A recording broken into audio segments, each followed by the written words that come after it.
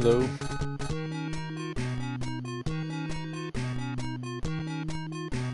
I've got a few levels in my characters, so now I'm just buying some extra starter gear.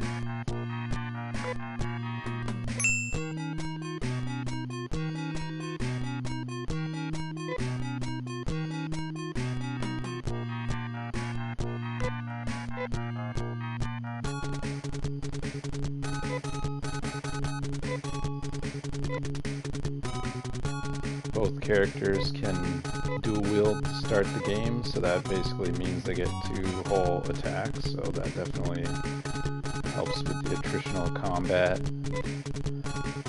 The game doesn't tell you what weapon Nay can use in the beginning, so the first time I played this game, I just went around with her just defending the whole time without attacking, like, because there was no option to attack until I explored all the weapon options and then found out that she can equip the steel bar.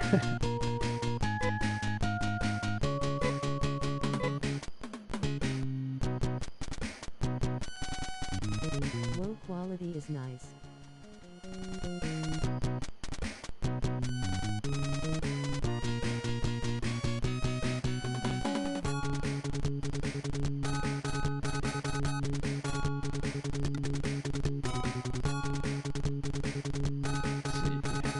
Here's the hospital.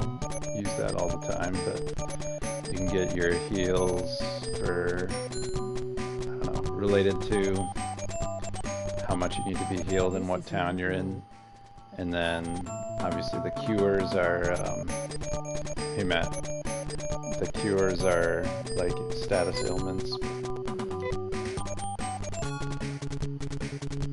And then down here is where you can resurrect people.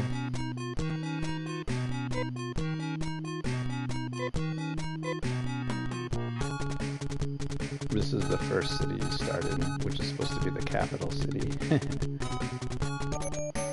Here's the teleporter, so I have one other town that I've been to, so I can teleport there for money.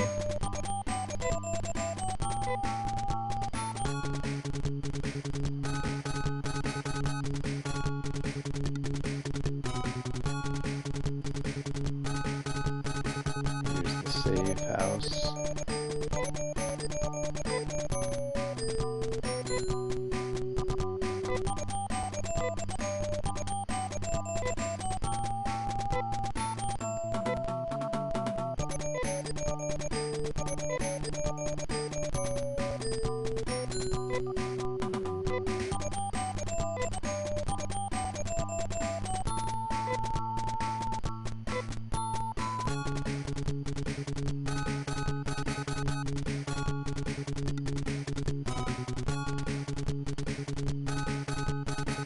Central tower is like the story hub, but got a nice little scenic vignette there to make it look like a metropolis. The library here, you can look up lore entries. The first mission in the game is to go to this, what it's saying right here, this biosystems lab, which is what creates all the living fauna on the planet, and there was an accident and it's causing monsters to come out, and so you need to go there and retrieve this data recorder to figure out what is the error that's causing the lab to keep producing monsters even though it was supposed to be shut down, because this is a sci-fi setting where like this whole desert planet was terraformed by the aid of Mother Brain, which is a supreme AI, and that AI governs everything on the planet and other, I guess, in this whole larger government. And so that's the first step, is to wonder why, figure out why, you know, like Mother Brain isn't able to shut down her rogue biosystems lab.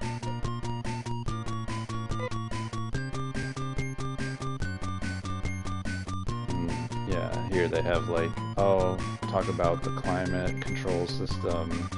There's like a central lake, which is where I ended up getting lost when I last played. And there's like the land segments are broken up by these different waterways with dams and stuff, and they sort of have a color-coded and key code, are like classic FPS kind of colored key card thing to get access to the dams.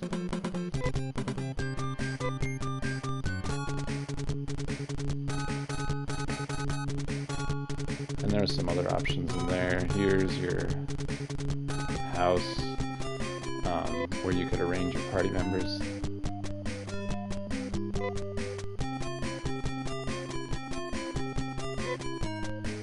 I have little talent, except I'm good with a gun. I forget what the prompt is to get him to show up, if it's visiting the center or equipping certain stuff. I don't know. Because I definitely visited my room before on some failed, on some death runs, and he didn't show up. No, I don't know a better name for you, Rudolph Steiner. PS keycards just were wiped off the map at some point and I have no idea when.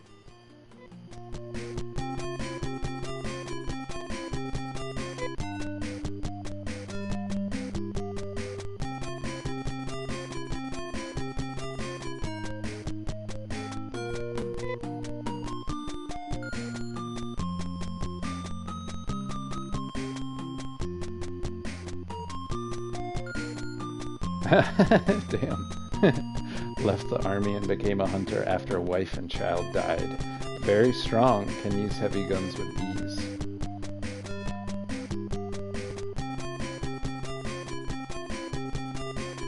Yeah, the FPS keycards, they were definitely, I don't know, kind of annoying back in the day, but at the same time,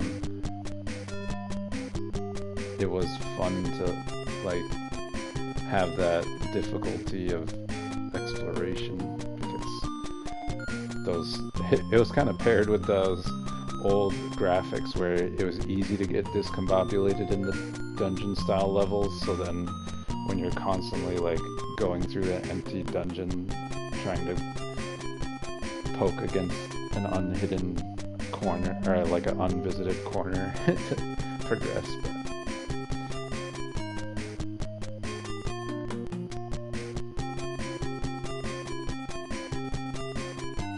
I say bring back key cards, which Doom has done, but probably, I don't know, running back to the beginning of a level because you decided not to use a health pack isn't the most fun health management system either, so that doesn't need to be the red jelly Call of Duty splatter screen for regen health, but there's definitely more elegant ways of handling health in FPS.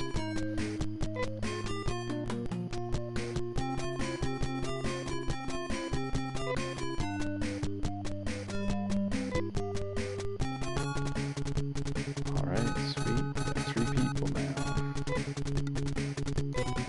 Let's see what Rudo's got. He's fully kitted out.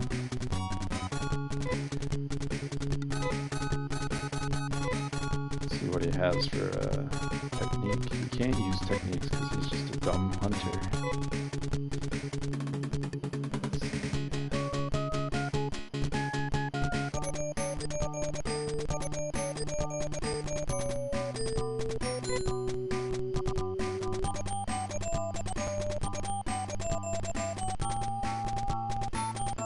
I forget what the difference between telepipe and escape pipe. I think escape pipe just pops you out of the dungeon, but you still gotta book it back to town, and then telepipe like will literally teleport you back to a town, hence the price difference. And I think monomate and dimate is just cheaper and more stronger health recovery.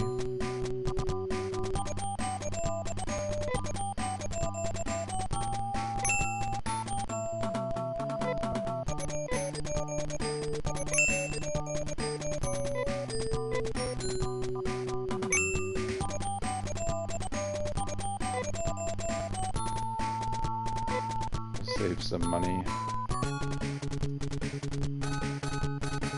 Alright, let's go out in the world.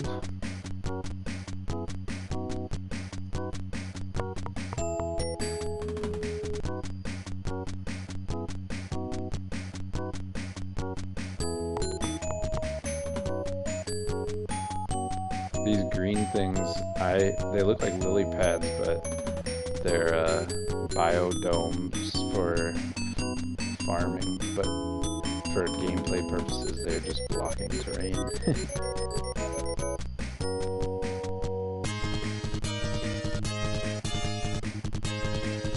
Alright, so if you do fight by default with the swords over there, they'll all just sort of randomly attack anything.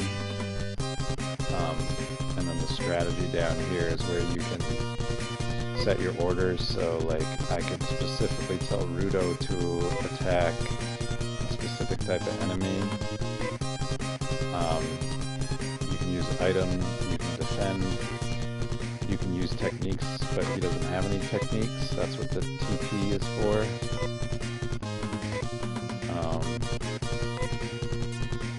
So Rolf over here, his technique, I don't know, I think it stands for foil, but he just like shoots a pretty damaging spell that can one-shot these early enemies. But if he attacks, he gets 2 attacks with his knife, his 2 knives, and then there's no reason to change nays. This is a simple encounter, but run is try to flee from the battle. Once you're done with your orders, you can just hit fight, and if you don't press any buttons, they'll just keep going through like the dynamic initiative order, cycling through, executing their same command over and over again until you issue a pause command, which doesn't like immediately pause, but it just means that the next time you come back around, and when you around in the initiative, basically, you get to, get to this menu again.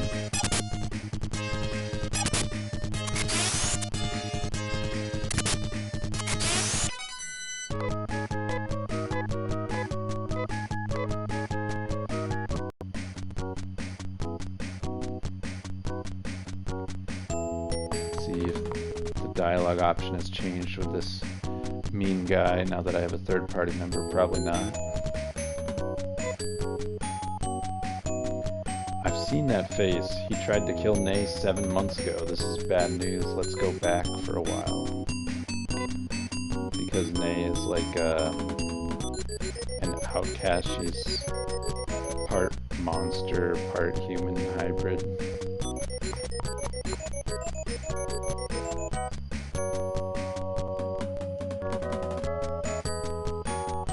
She's like your adopted little sister.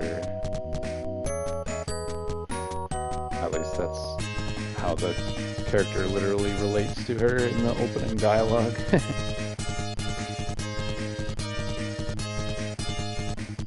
The bee is kind of whatever the poisoner, as expected, will do. Can inflict a negative status effect. I think the last time it hit me it was actually paralysis instead of like the typical poison where you would like take damage over time. But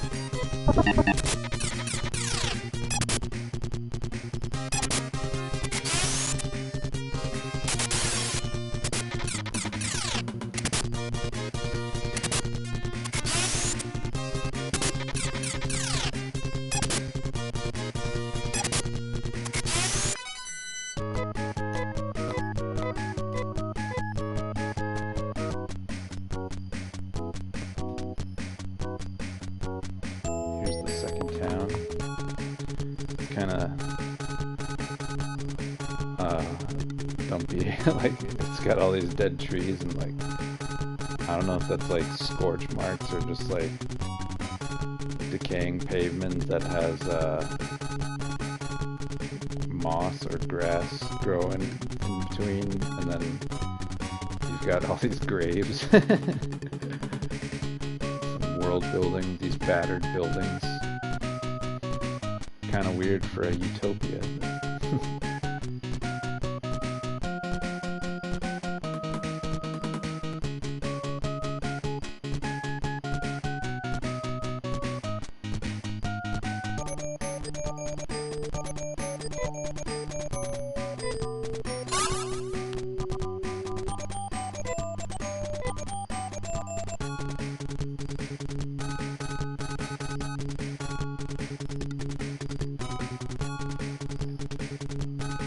Weapon shop has some pricier things in here, like thousands of Meseta or whatever the currency is.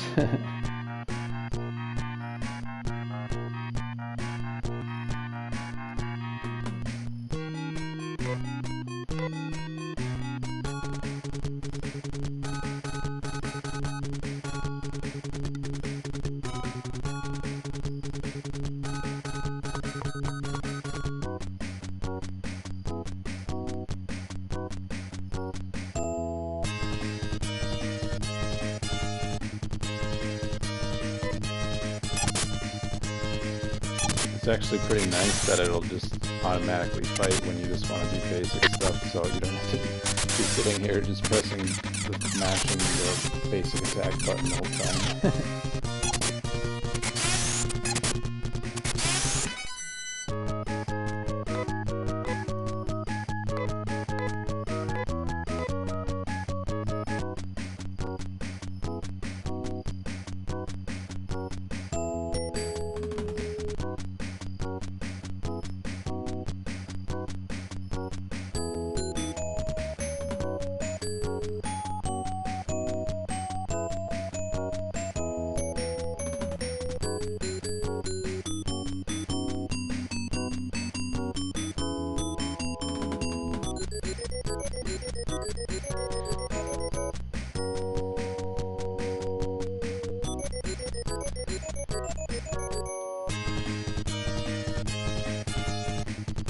Every time I say I'll just dip into the dungeon and head back, I end up getting killed because I'm greedy. There's the paralysis. I think paralysis gets cleared after the encounter, but I think there's other stuff like that you would need to use cure from the hospital on, or just a spell. The mosquitoes, they heal, they do like vampiric stuff, so whenever they successfully attack you, they heal 1 or 2 hit points, which isn't that much, but is something, especially early on when you don't have that many attacks. Members follow you in the Townsend overworld. That's something that got lost in some modern JRPGs.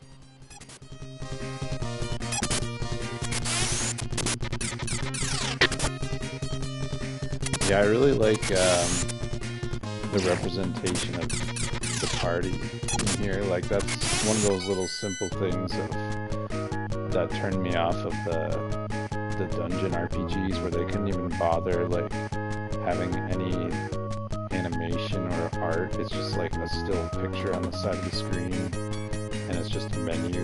Whereas like here, even though it's like the same attack animations, at least you're like literally seeing your characters represented both in the world and in the battles.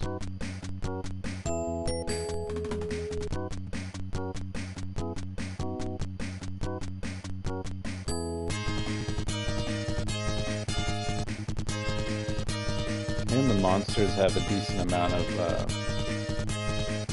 variation, like in terms of they do have a few different attacks. Like they have usually their especially damaging attack or effect attack has a different animation than the others.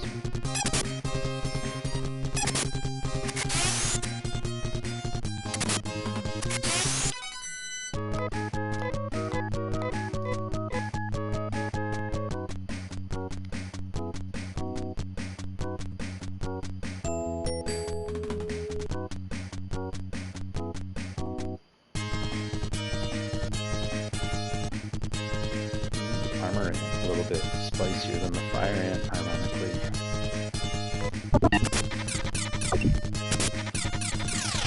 Damn.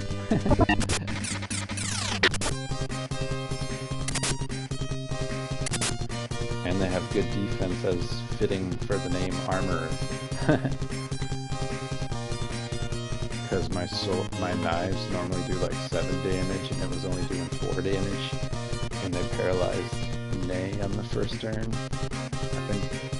I don't know if that wears off over time in battle, but it just means she basically can't do anything, I don't think. Maybe she can...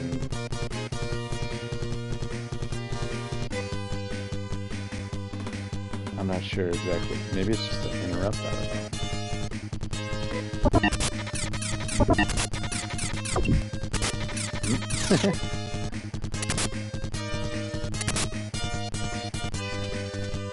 Alright. Oh yeah. I'm meant to use my foil on... There we go, no longer paralyzed. Strategy. I'll use my stronger attack. Let's see if the armor's as good at this. And make sure she attacks as well.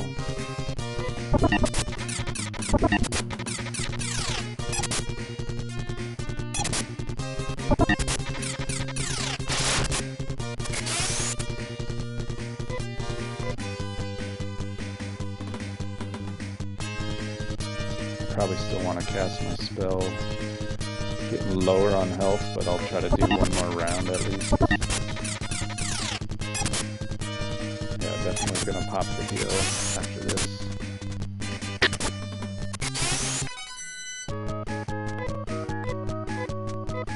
Usually the heal is pretty high in initiative orders, like it usually pops off before the enemy goes, but not always, so sometimes you'll get wiped if you get too greedy waiting to heal.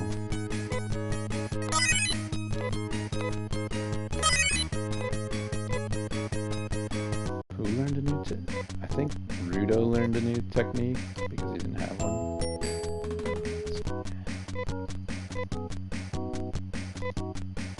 Oh, it was Nay, I think. No, Rolf. Ryuka. I don't know what that is. We'll have to experiment to see what it is. The days of old RPGs where they literally don't tell you anything.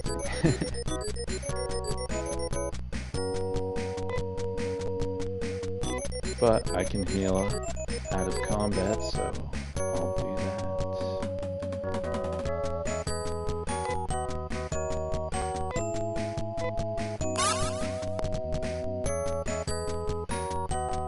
I'll probably risk it. Nay, but here's the first dungeon. It's the Biosystems Lab.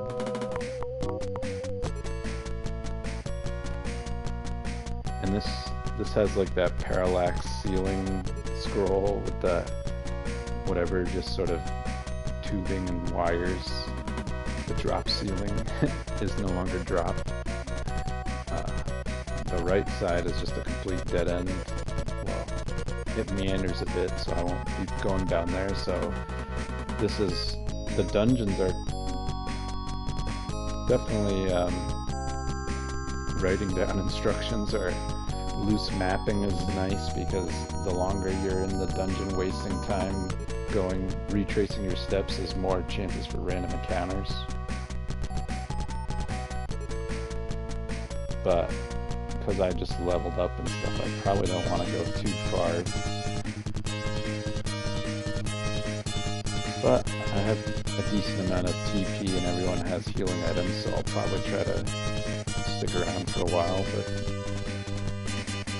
it's easy to keep exploring and then go too deep and not have enough recovery to make it home.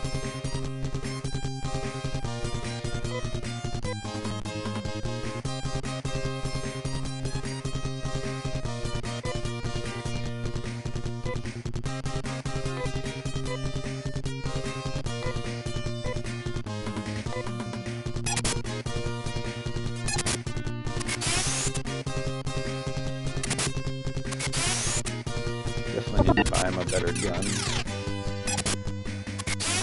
I think that's probably the cheapest upgrade for my whole party in terms of weapons now, because like the ceramic knife and stuff like that is super expensive.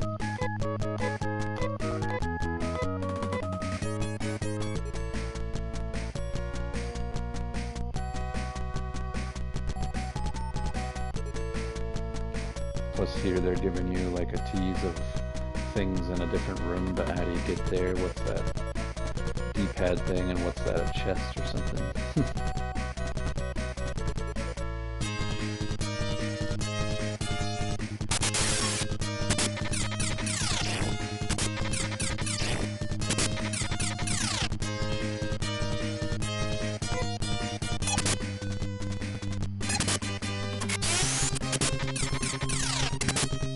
Since my TP is so limited, it's like tempts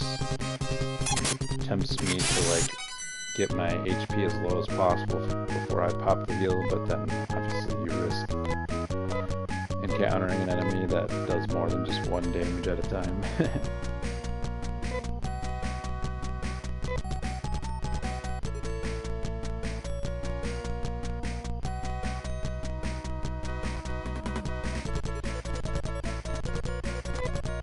Still got 10, so.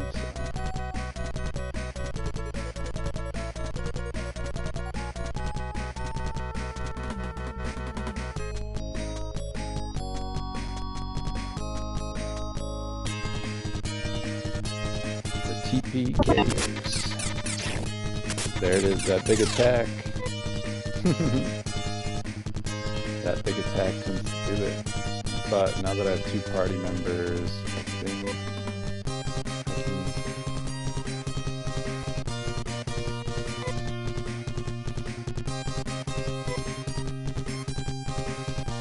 yeah, I was thinking,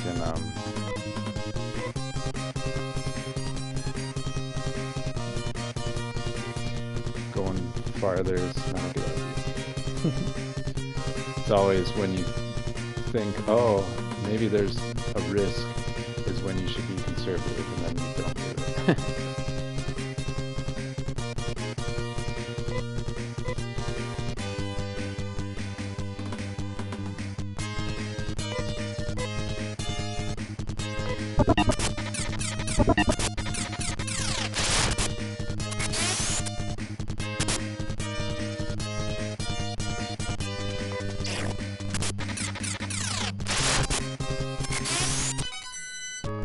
Yeah, that stupid frog did 10 damage on her. It's like crazy.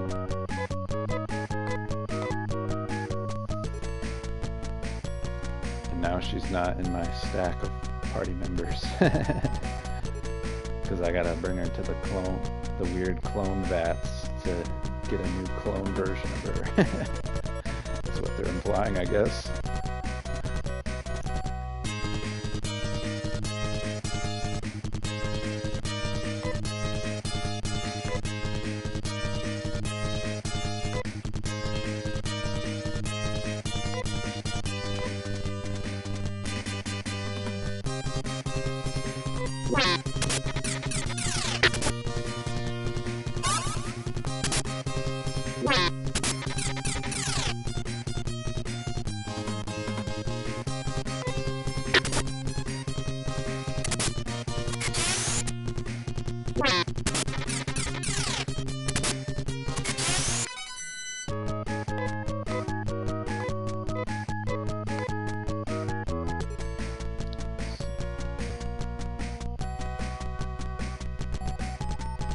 I gotta desperately hoof it back before I used up all my healing items.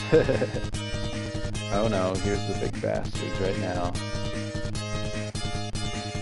Let's see if I can do the strategy of running. But they're trapped. Oh no. Damn. Enemy health values known.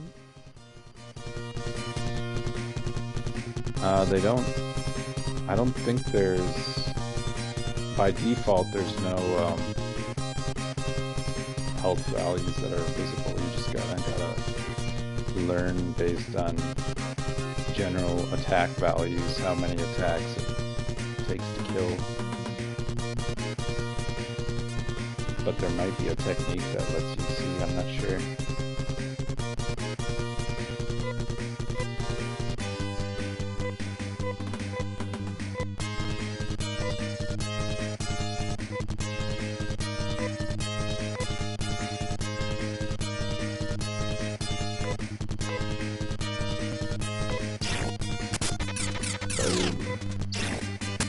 Big douchebag. I think it did 9 points of damage. That stupid back attack, because I think Rolf went from 22 to 13. And that would line up with May. She was at 10 health, and then she might have suffered one hit point from another enemy, and then the other one did 9, or it's probably 9 or 10, it depends on the defense rating as well. But I'm probably not making it out of this alive. Boom, yep, there's 9 points of damage. And when you get TPK'd, that's game over. You get the nice game over screen. Rolf and the others failed to restore peace to the planet Algo. And you get your you get back to your original save point, which there's only playing the game as it's meant, or not meant to be played, but as it was originally meant to be played. The save point that I currently have is at your starter town, and so if you want to save, you'd have to basically likely get to the second town, teleport back to the hometown, hit save, and then make your way back, or just take the time to hoof it between towns, which isn't that long. And usually you refill your money that it would cost to heal from traveling between towns.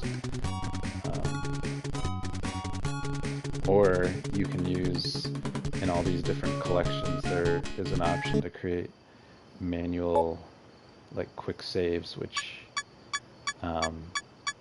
is probably the way to go unless you're a total purist, because, it just saves time. But so far I'm trying to play it by the rules of the, the regular game. So obviously I missed out on 30 minutes of whatever, 40 minutes of gameplay by dying right there.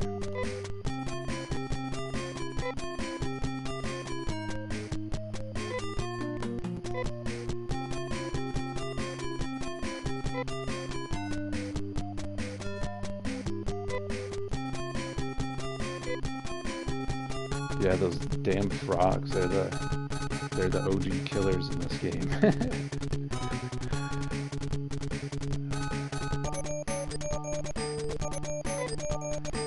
But yeah, it's fairly attritional, but you gotta be on your toes in terms of being conservative in the early game with raising money, buying whatever upgrades you can get, making sure you fill out your item inventory before you really make an attempt at going far in the dungeon at all. I've cleared that dungeon and the second dungeon, and I think after the second dungeon is when you get access to a boat to go on the central lake, and that's where I ended up getting lost. But it's been over 10 years since I played, so it's all, for the most part, it's relearning the game. So.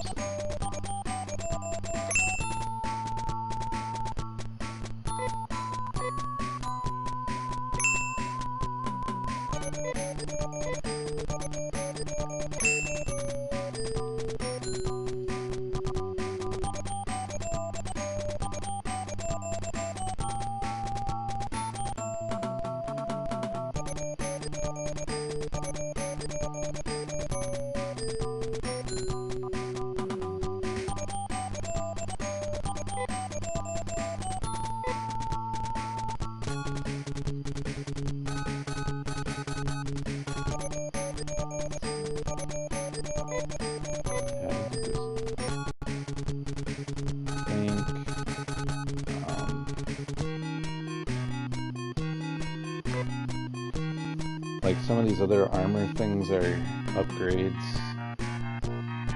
on like what Rolf has, I think. If I get a fiber coat that isn't, I think he starts with a carbon suit, and then he starts with a carbon vest.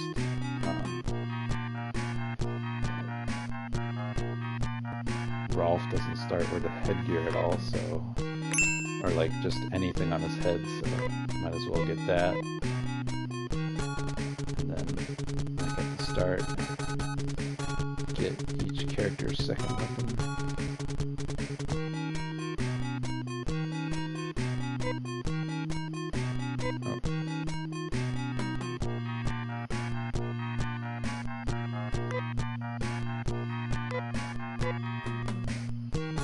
Oh, did I already?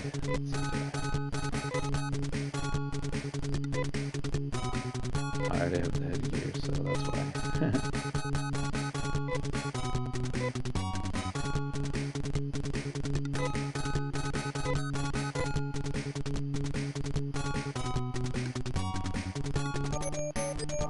It's because I saved after I restocked. So I temporarily lost some money because you basically sell things for half the price, but it's whatever.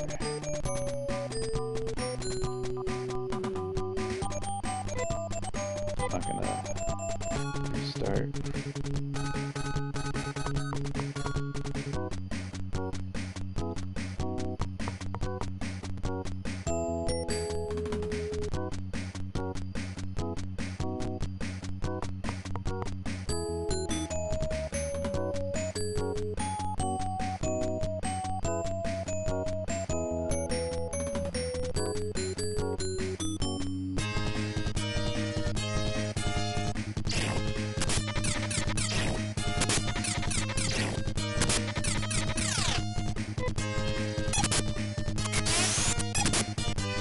So I guess the strategy will be to just grind some money so I can afford the telepipe and the escape pipe items and get some levels with each character along the way. Figure out what that Ryuka ability is once I relearn it. I also like how they're taking damage. Red flashes visibly on the camera.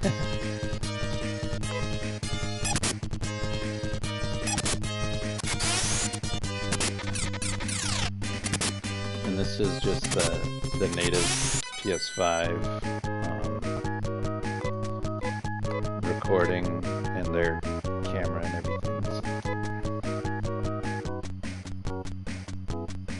Obviously, if I was a pro, I'd be chroma keyed out and centered on my face with lighting and a blue Yeti and all that stuff. I don't care about that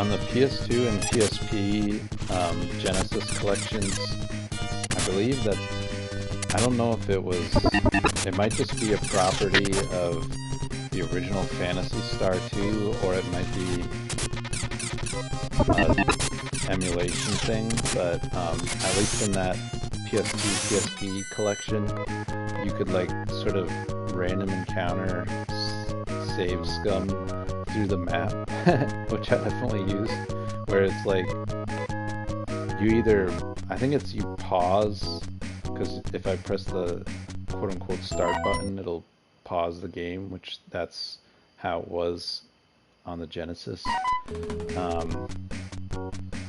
Which is kind of funny because all that really does is stop the music, but I think, from what I remember, if you pause the game, then the next step you take is not going to trigger a random encounter, so you could just, like, save pause scum your way back to town when you're limping. Not the actual, like, menu like this, that doesn't do that.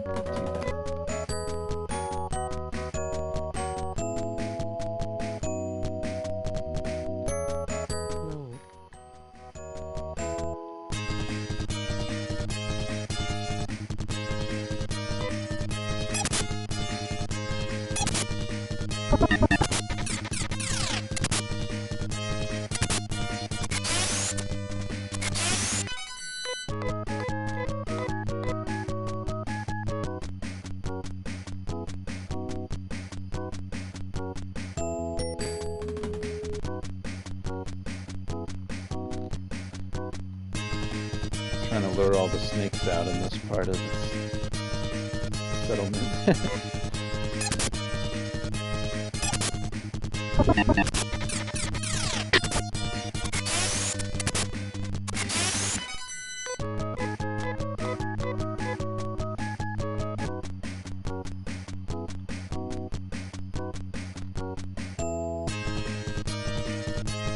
There we go, get some, just cross a bridge and all of a sudden there's harder enemies. But I think the dungeon is unique in that they'll like sick multiple frogs on you, but maybe there's been multiple frogs, but it's been a lot more, a higher chance of multiple frogs in the dungeon, at least in that first floor. I'm pretty sure there's more unique enemies the further floors you go. I think there's 2 or 3 in that biosystems lab, but that's just a random stroll through my memory banks.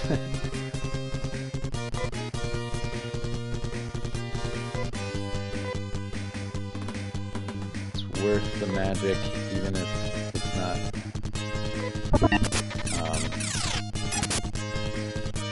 If we're not in danger, just because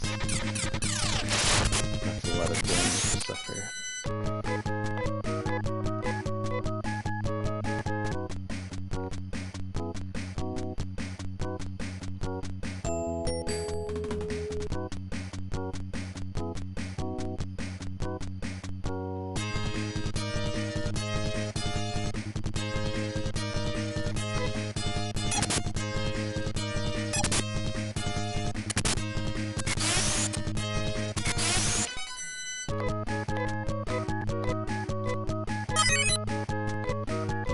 There we go, Rudo.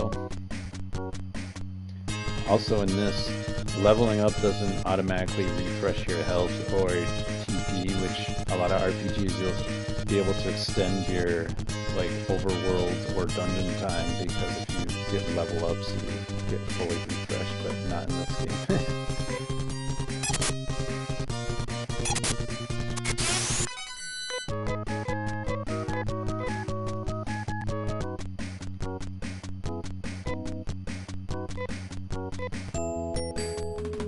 300 MST. Sounds like some crypto shit, but I guess this is a futuristic game.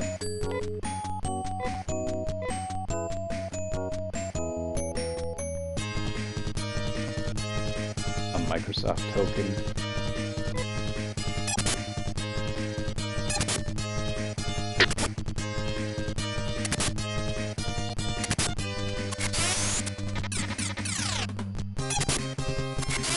So yeah, the first Phantasy star on the... I always get the names mixed up because I never encountered one in person, but the Master System had Phantasy Star 1, and that one was actually a first-person dungeon crawler, and then this one mixed it up, introduced this whole third-person combat aspect.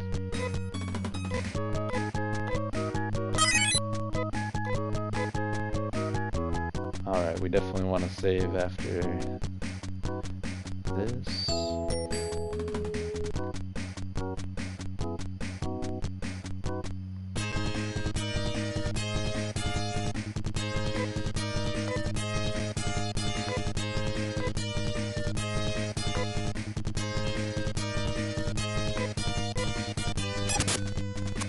Yeah, that new technique, Ryuka, whatever, is apparently a non-combat technique. So we might as well try it out now that we're near town.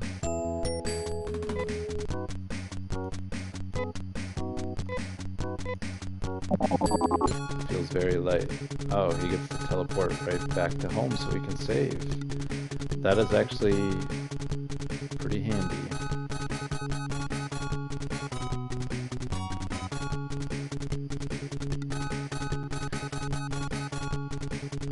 That's a surprising quality of life thing for a 1989 game.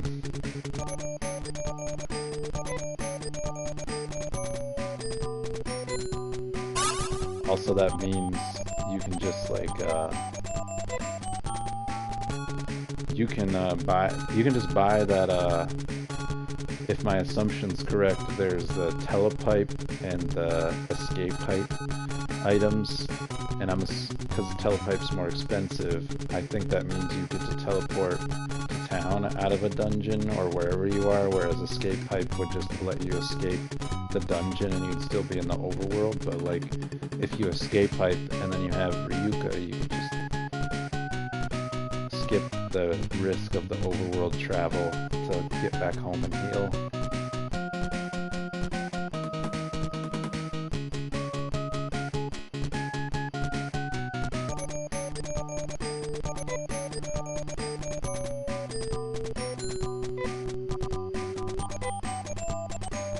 Also, for some reason, like, Nate just levels up way more than Rolf does early in the game, but I don't remember if he might have actually started with some levels on her, but maybe not. She's also, like, completely inexperienced with no class, so that might also be why.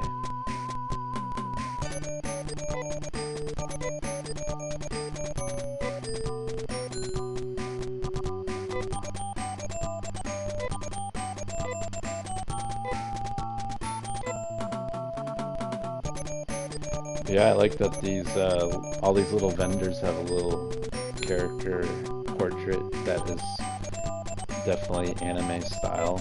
Like, don't see too many like anime art in old games when most of the time the graphics look like this, which looks fine, but you can't say it's expressive enough to say that they look like anime characters. Feels like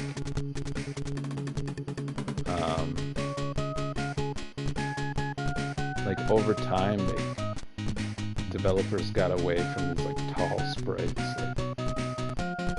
It seems like over time they sort of just made the sprite the size of the actual tile that like whether it's like a tactical grid game or a platformer or other things. It seems like because here it's like obviously these buildings like occupy this row, but their height, you can walk behind them because it's part of the perspective. I mean, I'm just going off of my intuition in that it seems like these tall kind of sprites that extend beyond the actual square that they inhabit in the 2D, like, I'm sure they're definitely still around, like, but it seems like characters got a little more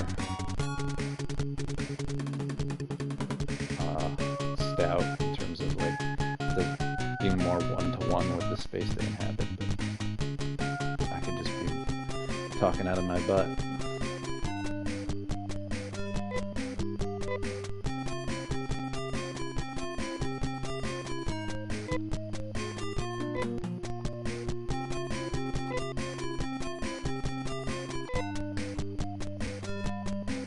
Yeah, here's her little backstory. Nay means the human who is not a human. Lithe and agile like an animal, she hates carrying a heavy load.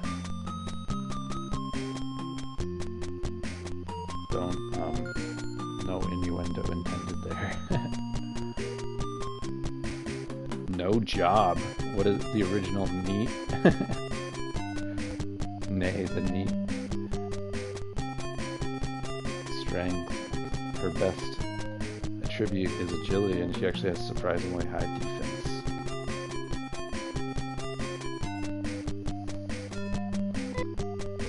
Let's see, raw strength.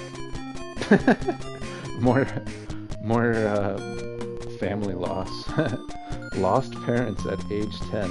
Healthy and has broad range of knowledge.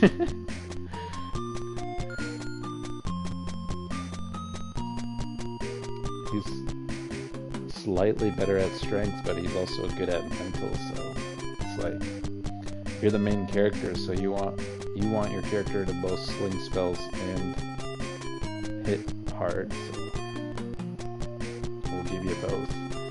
Well, actually, I don't wonder how, because there's a separate attack rating, I wonder how strength formulates into the attack. Probably depending on the weapon type. I would assume that knives are more dexterity than they are strength. Because there are sword options.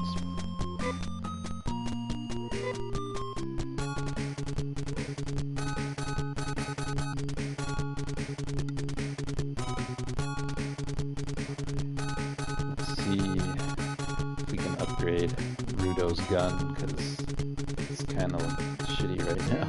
Like 5 or 4 damage. I don't think anyone can carry a scalpel yet.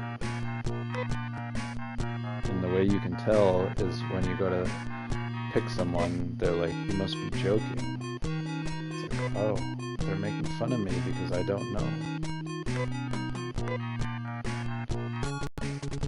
This one's definitely got like the 80s anime giant perm hair proportions and like the war paint.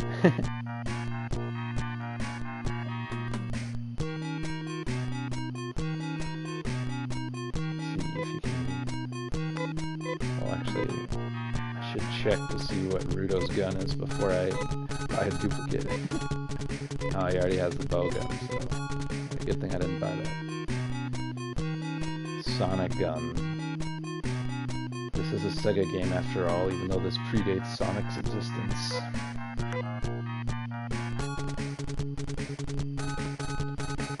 Looks like I need to grind some more money. Oop. I want to see what the teleport cost is. If I'm grinding money, it's probably worth just walking there. 60? Yeah, I don't want to pay 60. See a pink-haired girl.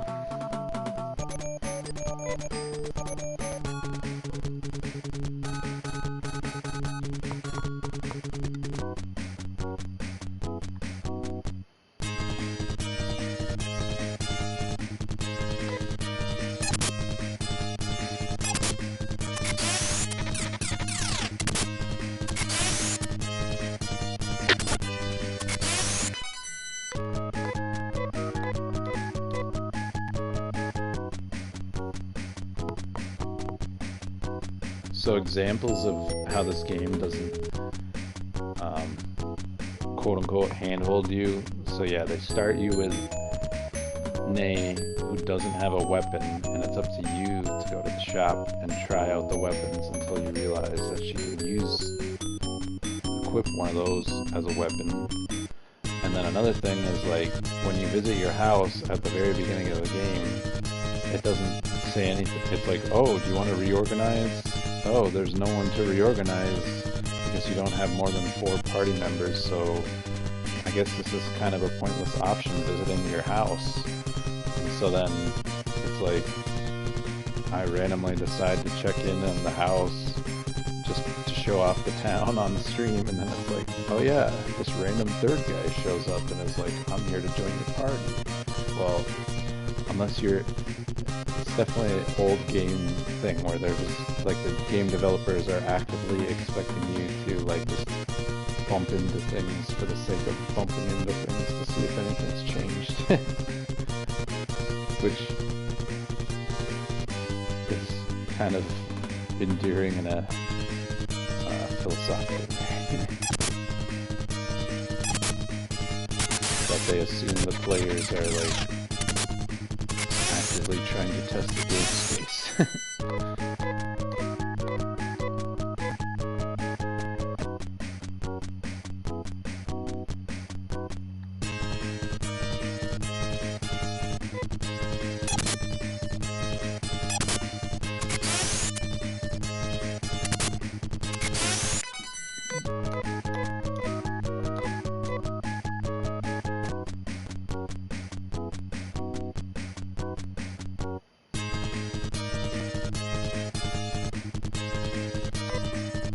Still can't help but think of those giant farm domes as lily pads.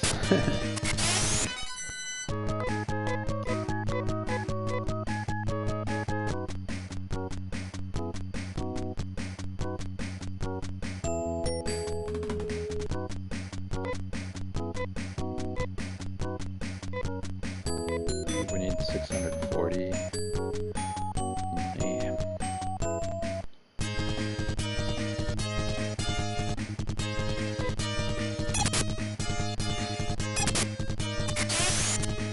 Now we resort to mobile gaming auto battling. But hey, it's getting to this point in these like RPGs is like part of the game arc where it's like you start out so weak with barely any attacks, barely any party members, that being able to actually go on an extended resource grinding session is a luxury that you earn, not through skill but just game engagement time.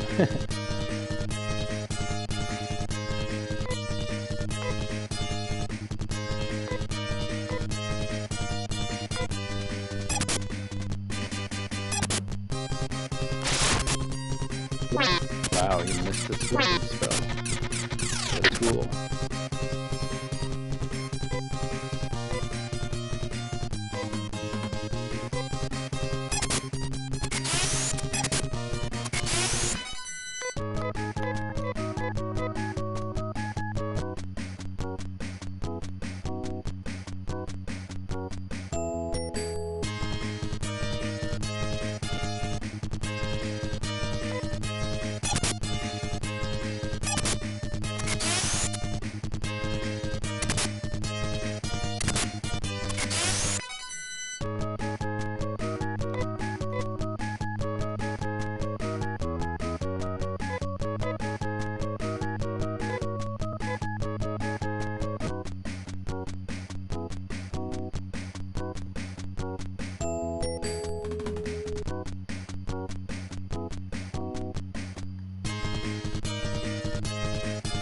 Here we go, a nice 4 stack.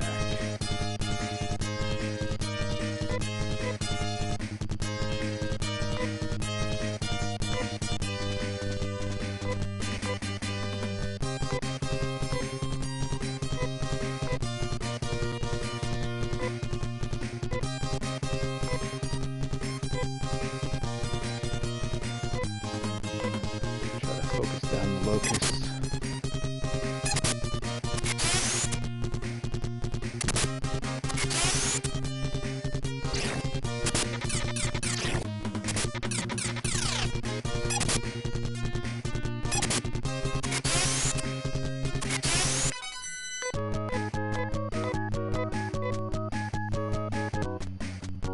At least the money to XP ratio, like the money ratio is way higher than the tiny XP capacity ratio. of text boxes is funny.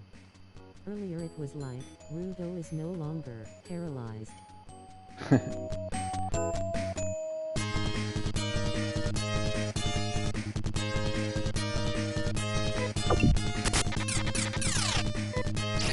Hey, look at, you're getting your wish of seeing paralyzed text in action. Ooh, and these are special waspies. They're higher versions of the mosquito, the variant. Rolf is no longer paralyzed. Yeah, without any indication that at the scroll, Rolf is no longer existing.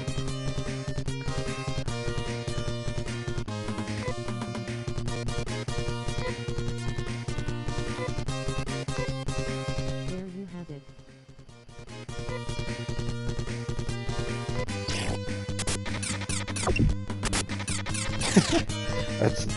That's all right. Rudo's the most useless one in the party, so target him. That's fine.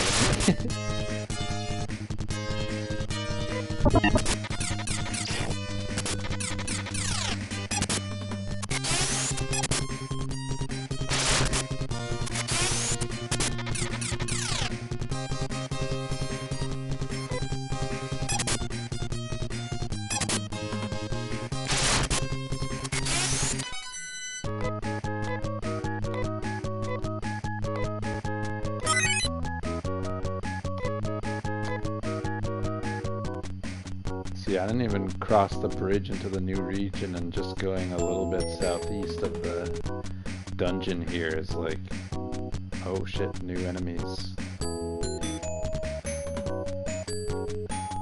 So that's kind of the engaging factor of random encounter games, is like learning that you have to memorize or write down or learn like when you trip the next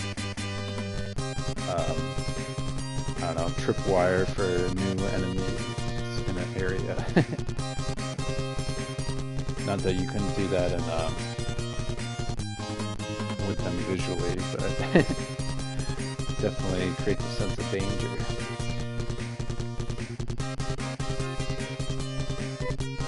And these guys just got a full round into me before I got to act.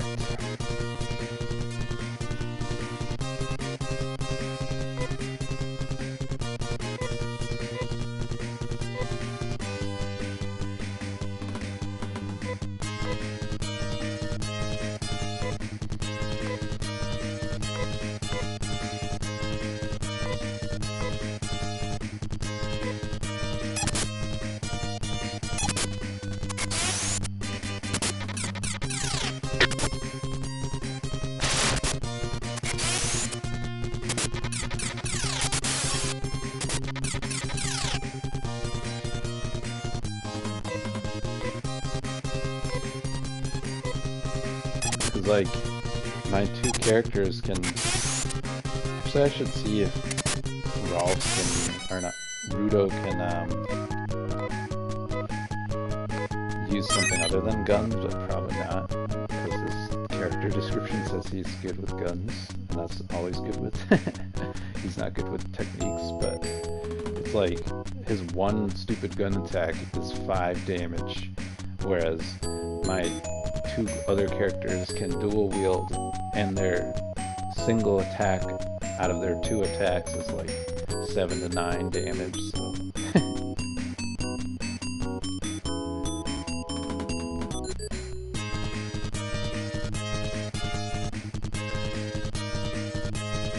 I like the little touches, like yeah, of course their wings or antennae are going, but like the little fire ant's eyes moving around.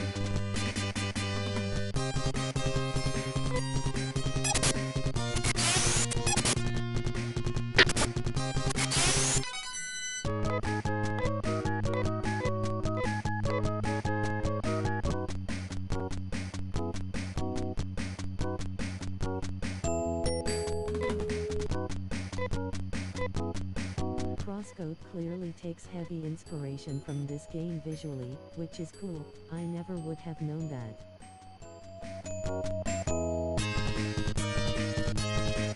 Yeah, Crosscode seems like it's like Phantasy Star, old school Phantasy Star aesthetically, and then like gameplay wise it seems like inspired by Secret of Mana / Trials of Mana.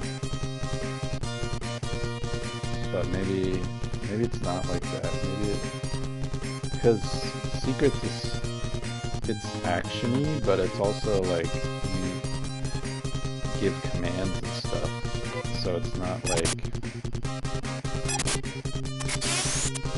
Ease where you're actually like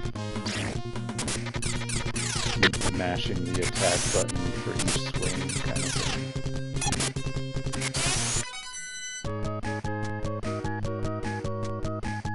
Was crosscode more of that kind of like, you do your basic attacks, but then you have to queue up spells, or was it more like Ys, where it's just like straight up almost a hack and slash in terms of its action?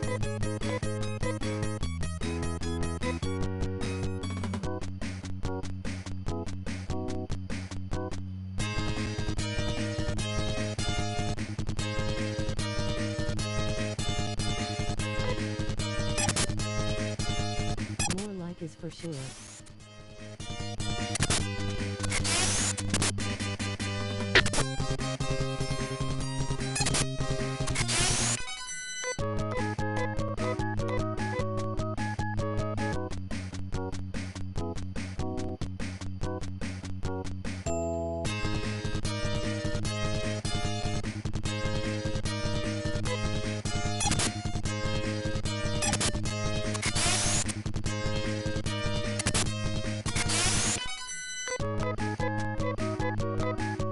The thing that's weird with Sega is like, I understand during the Dreamcast era why they're like pushing everything to be 3D, because that's the new frontier.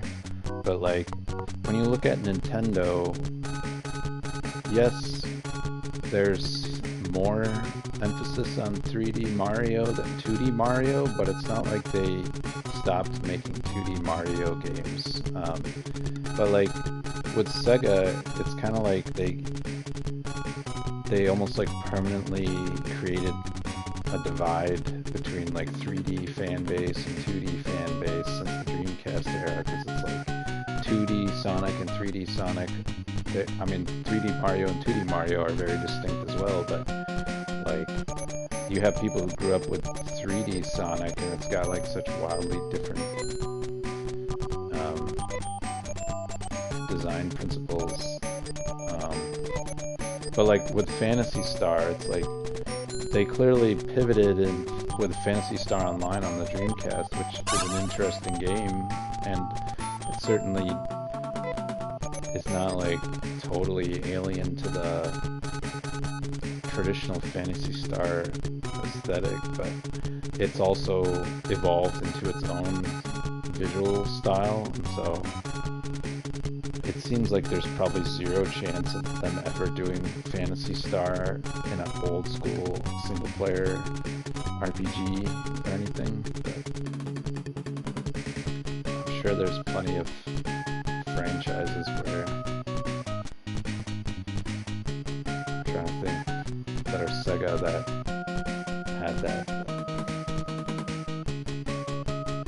that had both 2D and 3D.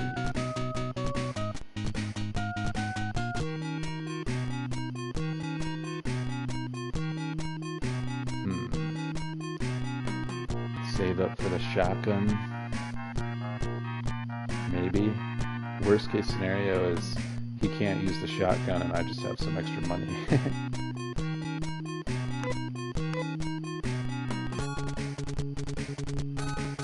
And I'll be a hacker and I'll create a manual quick save just in case.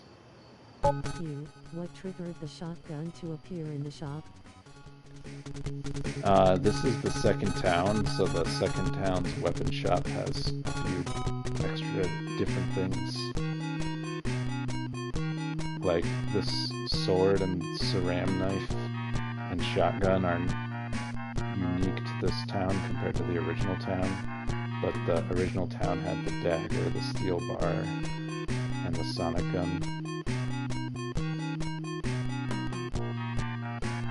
The first town's weapon shop also had the knife, which is what Rolf starts with, and the bow gun, which is what Rudo starts with, and the steel bar.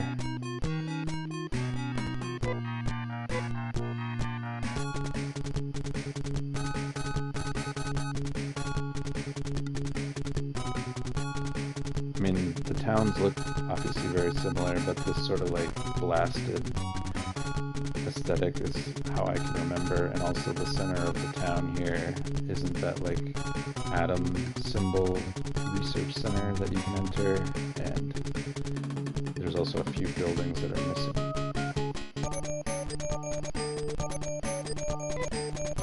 I'm all healed up already.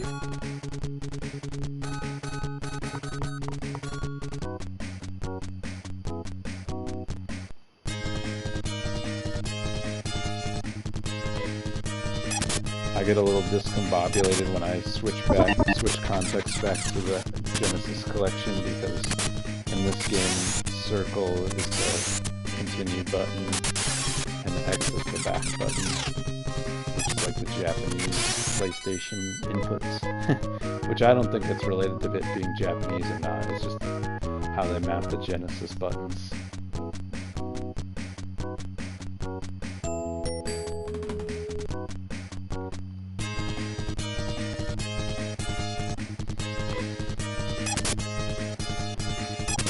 I don't remember if I got a fourth party member or not. I probably did, but I don't remember what they would look like if I did.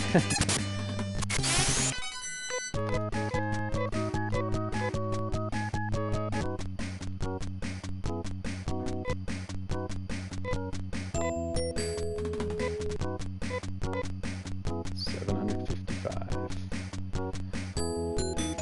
Need 800 for the shotgun.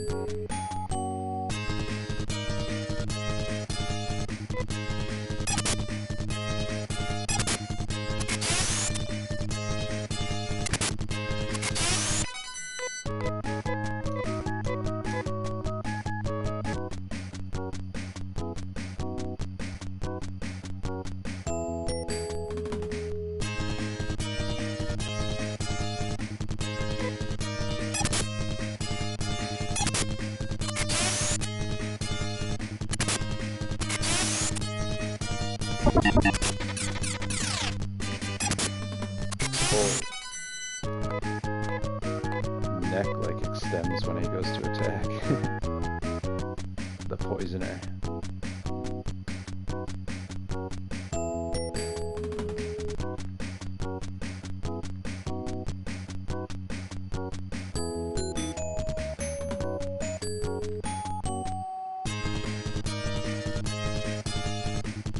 This pair likes to show up around this neck of the woods.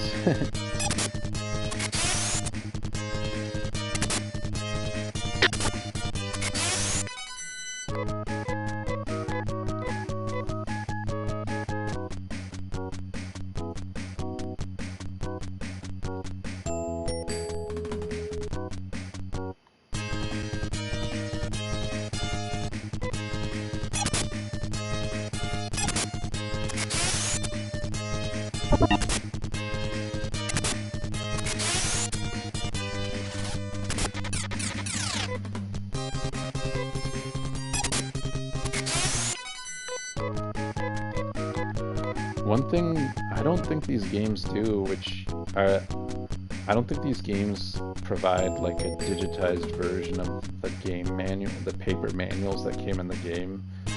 And that's one thing that is definitely like, that was intentionally like a part of the design of the game, like, that you would convey information in a manual.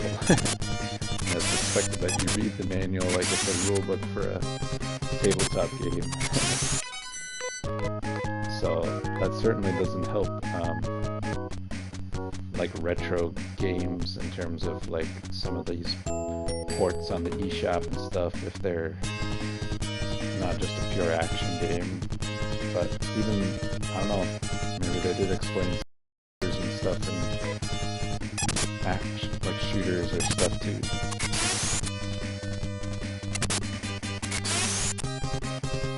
And obviously there's the internet now to look up information.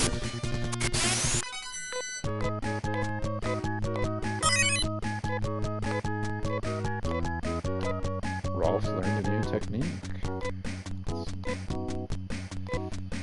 It's a battle one.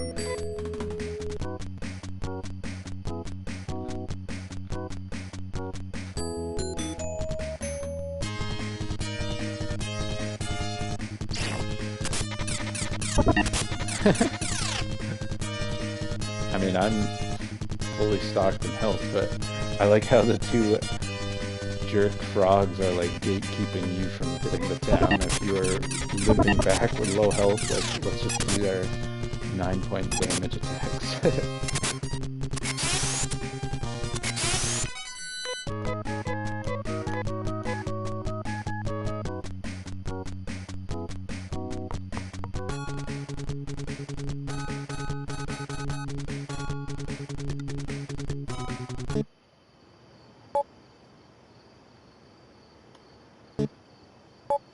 Pop a manual save.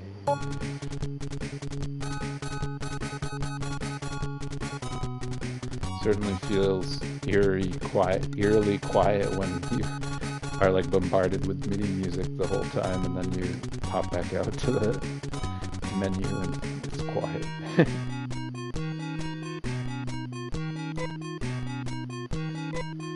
Which you lugs, come on, Rudo.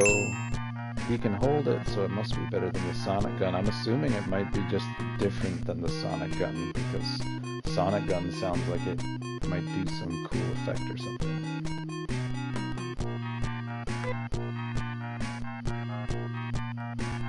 Especially considering it's only a little bit more expensive, not like a straight up replacement, but let's see what it looks like.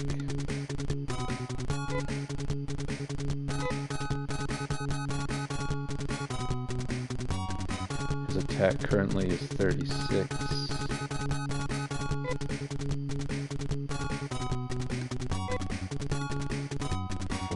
But hopefully that means he can do like AoE, because that's not that much of an attack bump.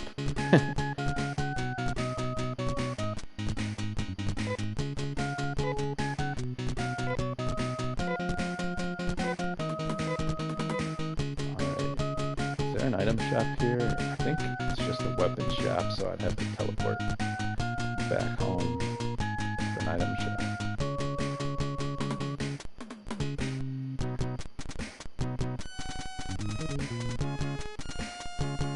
Yeah, I definitely want to get some of those escape potions.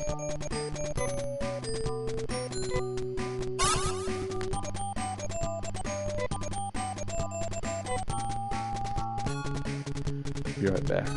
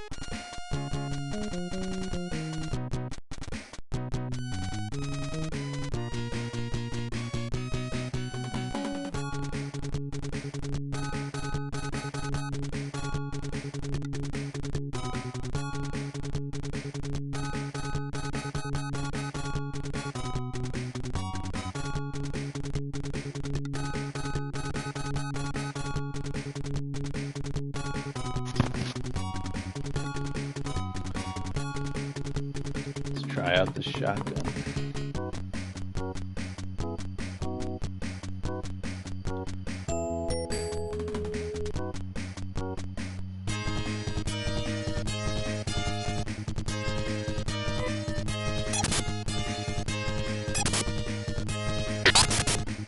Oh, hell yeah, that's awesome. Does AoE for quite a bit of damage. I dig it.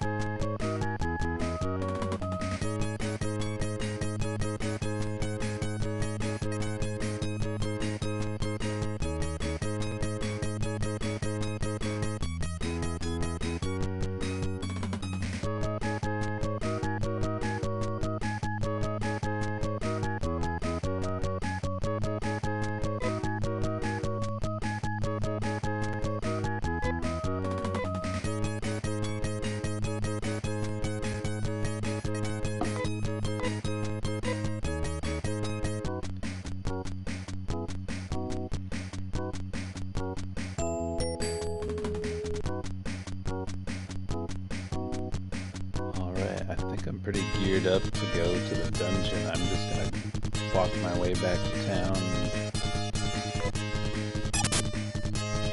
get some more items, stock up on those, especially the escape light.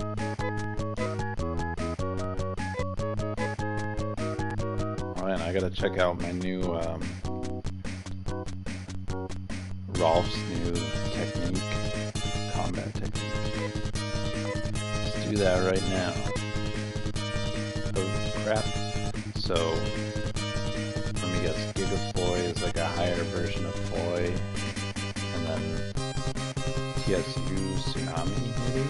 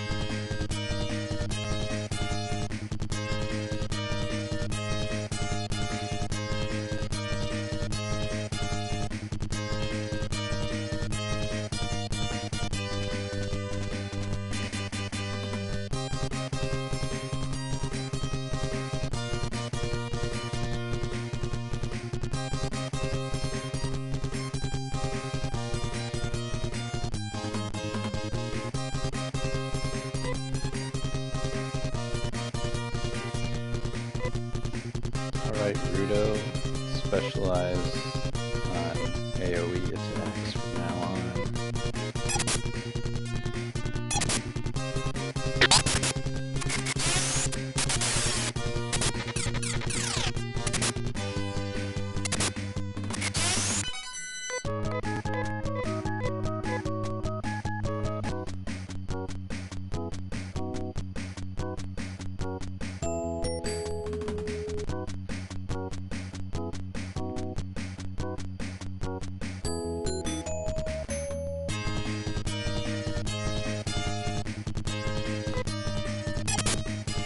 AoE here if Nay doesn't do them all.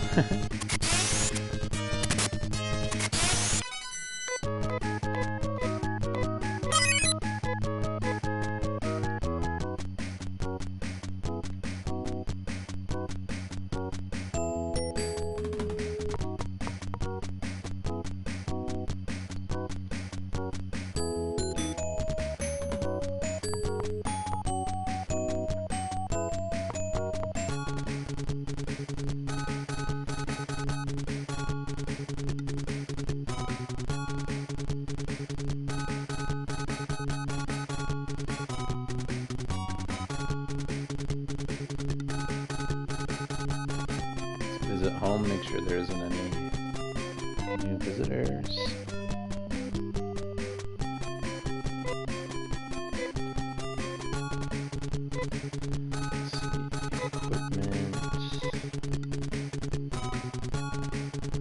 Rolf has a carbon suit. Nay has a carbon vest. Fiber coat. I can sell the bow gun. Alright. Sell that bow gun.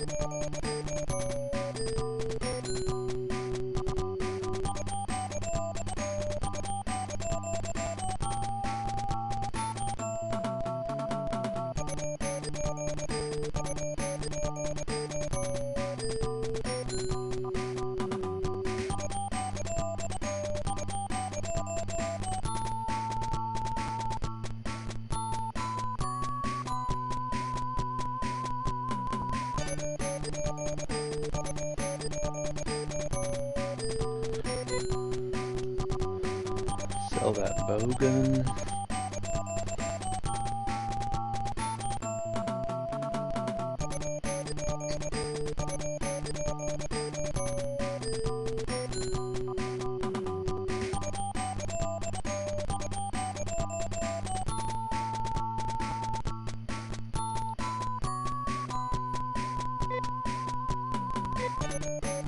$150, hell yeah.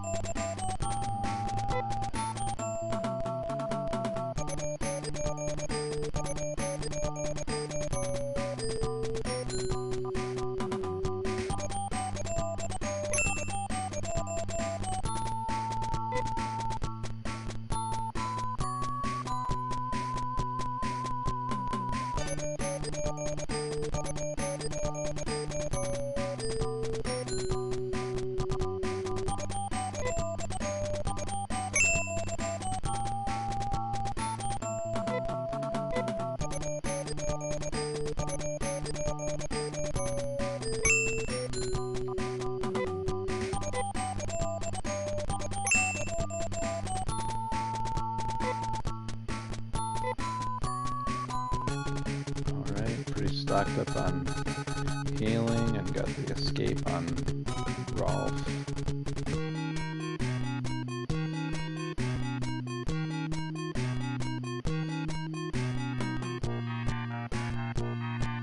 Not sure what the carbon shield or carbon Emil does, but I know I can get fiber coat on Rolf at least.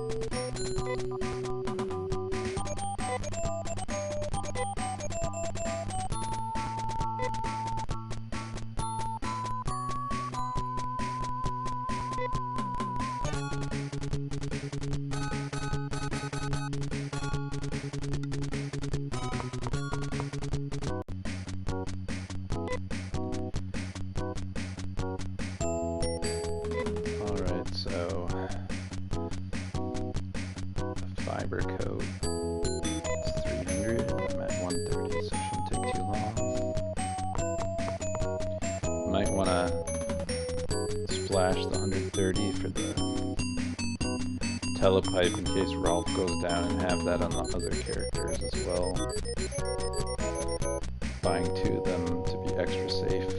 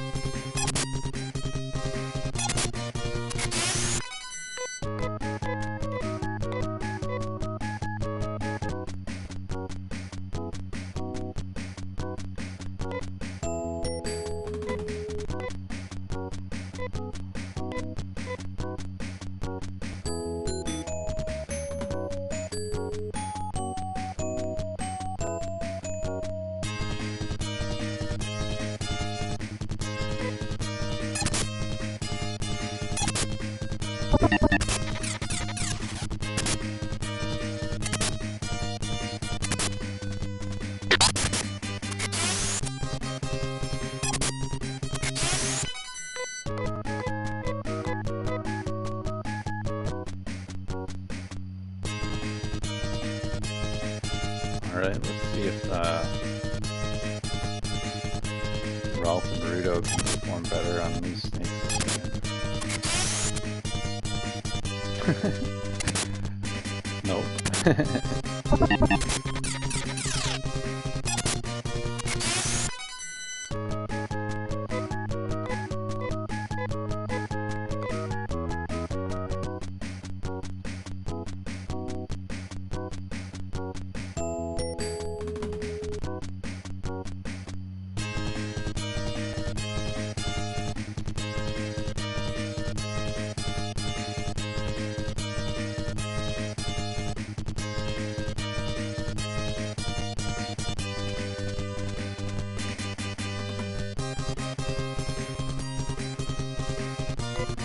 Weirdo, show us your AoE. There you go.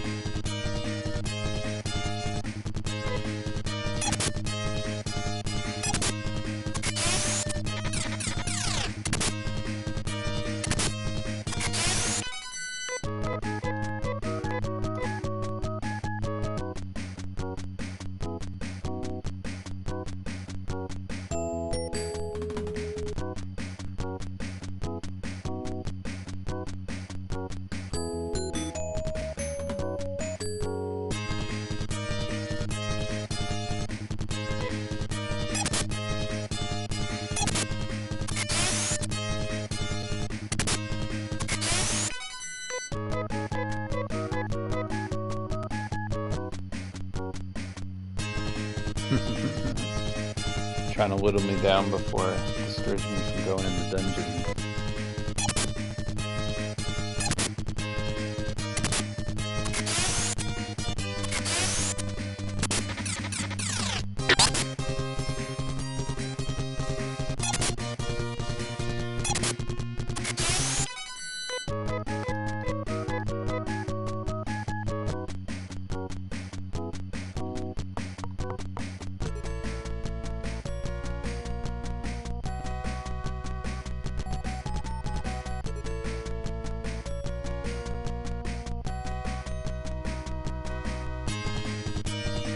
Here we go. Welcome to the dungeon, Triple Frogs. Time to try the tsunami is what I guess it is.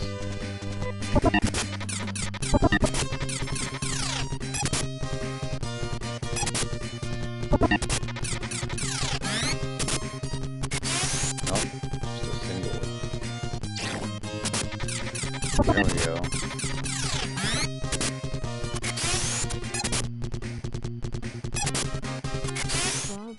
Frog. Haha, yes.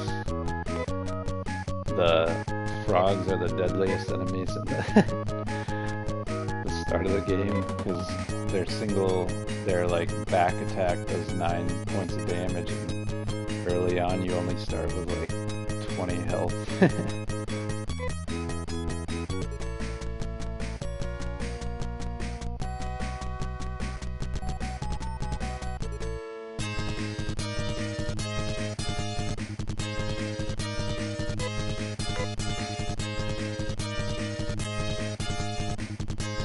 Have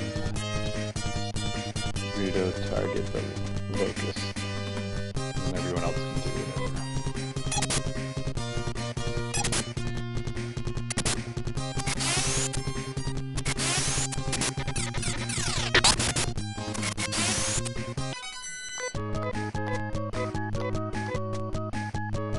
Seems like the shotgun, like, the chance of doing AoE is better on lower defensive enemies than others, but that's just a guess.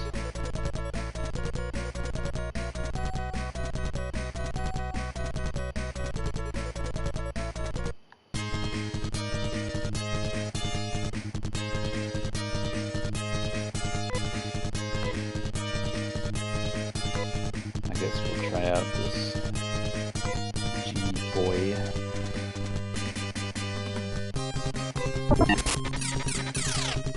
An exploratory first floor dungeon My run. experience with this series is PS4. My next door college hallmate left for the weekend with the music playing, so I lived with.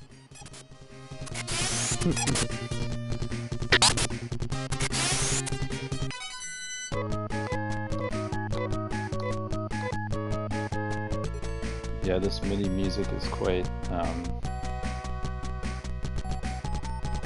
stimulating, I guess. Like, just pausing after hearing music, like, for the whole time playing is quite weird to hear the silence. Let's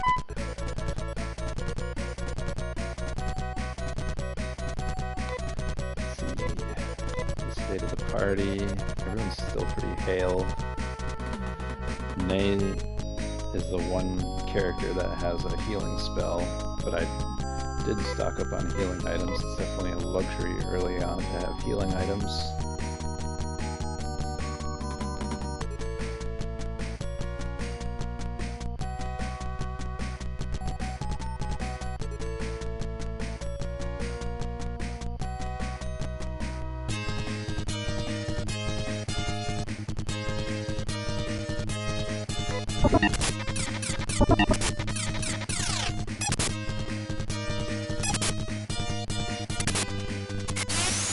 One nice feature of this game is that they'll just keep cycling through their orders unless you issue a pause command, which is just pressing a button. It doesn't interrupt the game, and so like right now they're just set to do their basic attacks, but like if I want to change that after one cycle through the initiative order, once like if I hit the pause command, it'll make sure the next time I come up through the next initiative cycle, I can issue orders, whether it's different or the same. But that also means if I'm just grinding basic battles, I don't have to like keep mashing the basic attack button.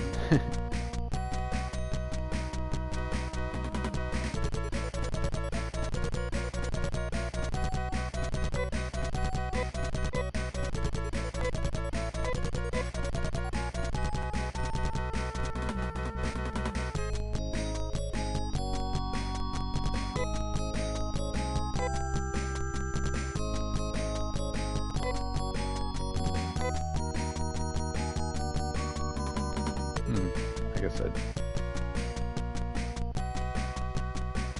no prompt to open it or anything.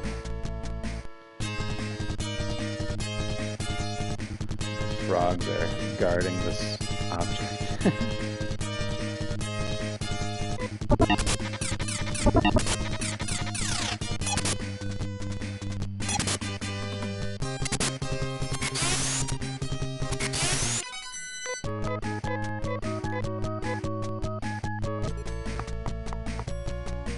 This is where you get really disoriented because it's like, oh, time to jump to some other floor, and depending on which jump pad you go through, you gotta remember, you know, which one goes to which one.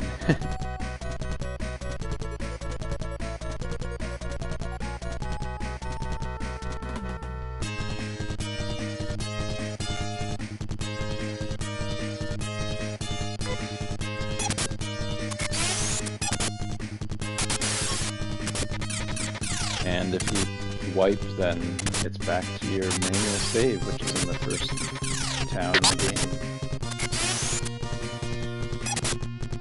But as a surprising quality of life for a 1989 game, after a few level ups, your main character earns this out-of-combat spell that lets him, I think it's probably only in the overworld, but let's see.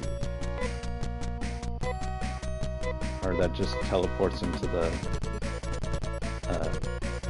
original town.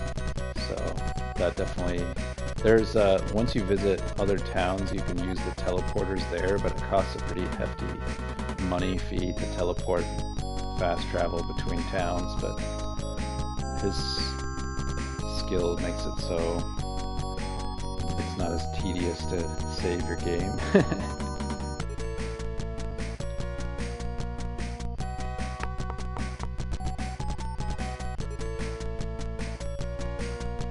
I feel like I should be able to interact with these things.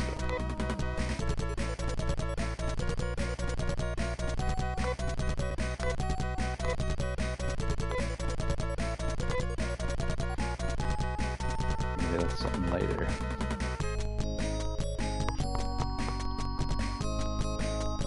Mash buttons when in doubt.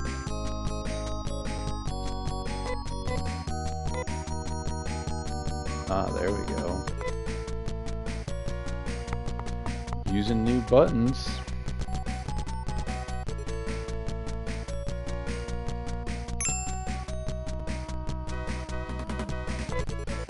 Ulf has gotten hold of a superior healing item.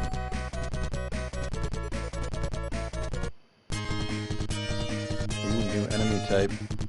Spinners.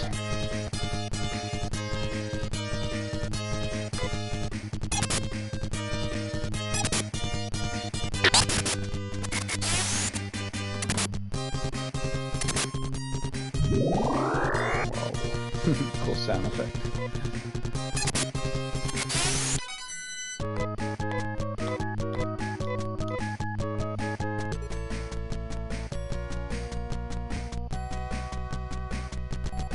I want to see if I can open that other chest now. Even though I'm wasting valuable random encounters, but I don't know if I'm planning on going to the bottom of the dungeon this run.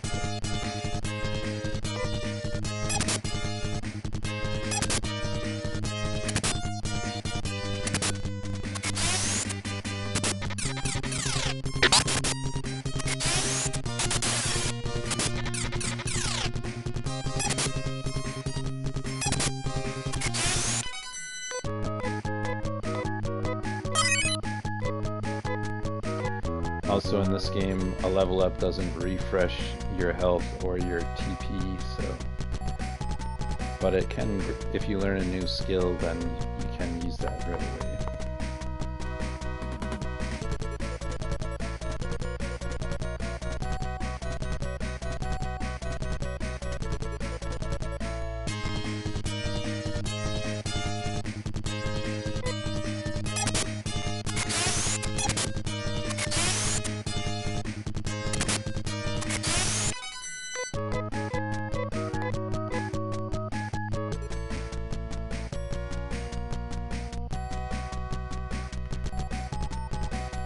Whatever, I don't remember where that other chest was.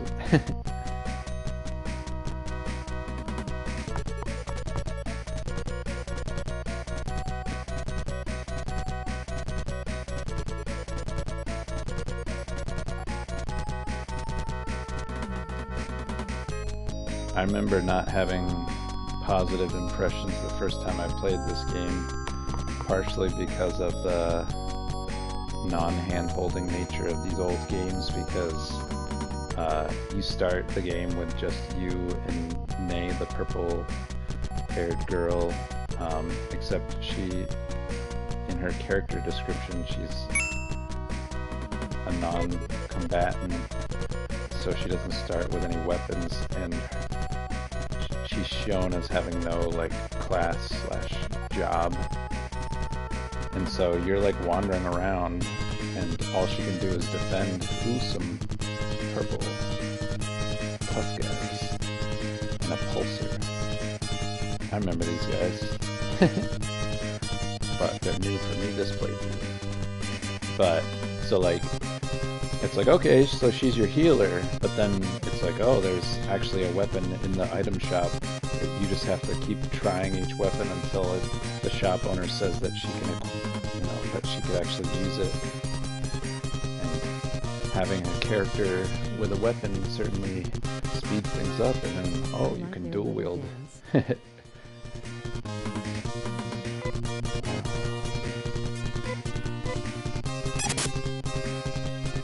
And then same thing with the third party member, like, if you don't return to your house, which doesn't really have a function early in the game, then you won't get your third party member.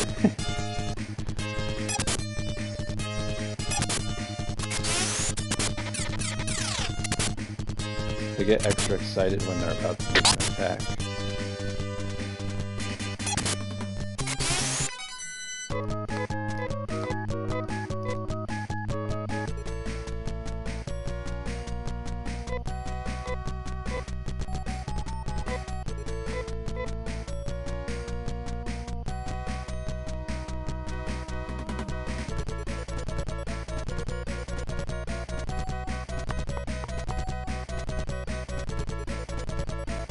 Jump pads on jump pads.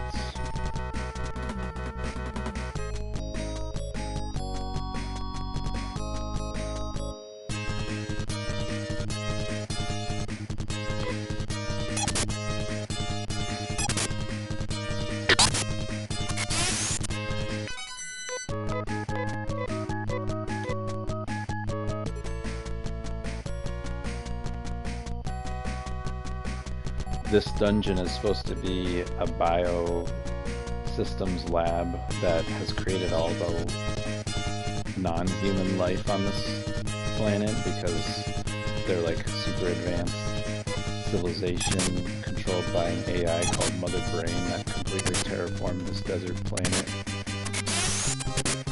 And all the like domed farms that are in the overworld I always think are lily pads, but it makes sense that they're domed farms. But the first mission is to go investigate why the biolabs are spewing out monsters when supposedly it was shut down.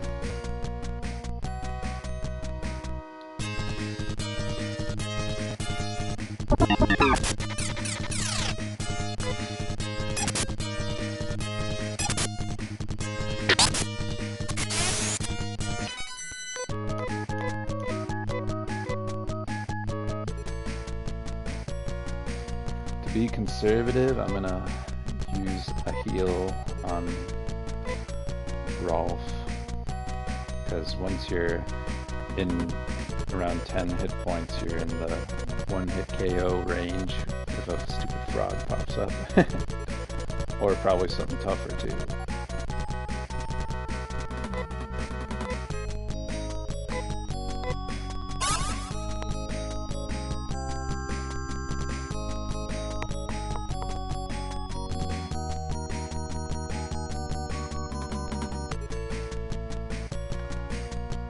One goal I had was to map out either the overworld or the dungeons and then draw it up more formally than just pencil and paper.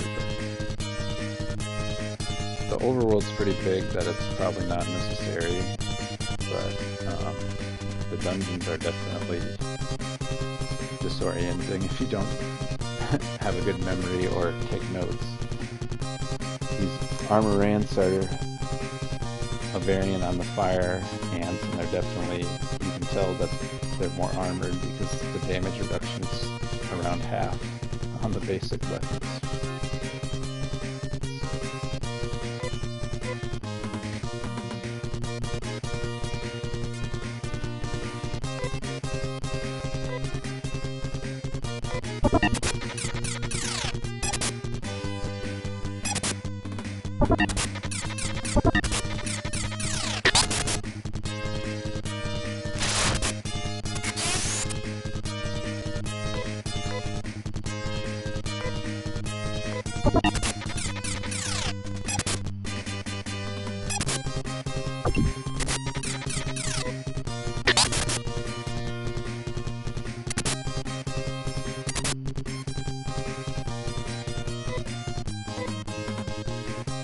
Paralysis in this game just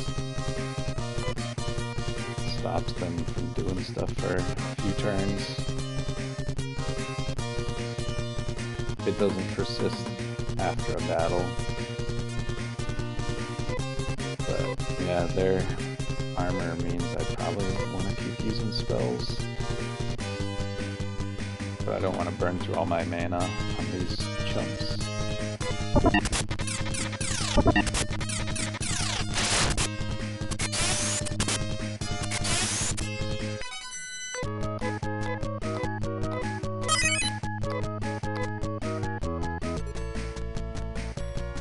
I don't believe I have access to a TP recovering item right now.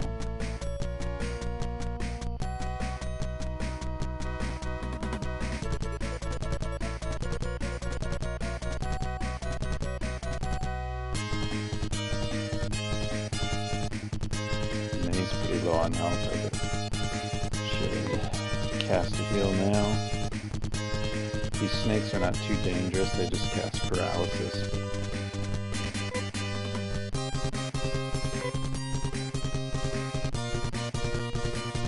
I keep expecting those cracks in the floor to be pits.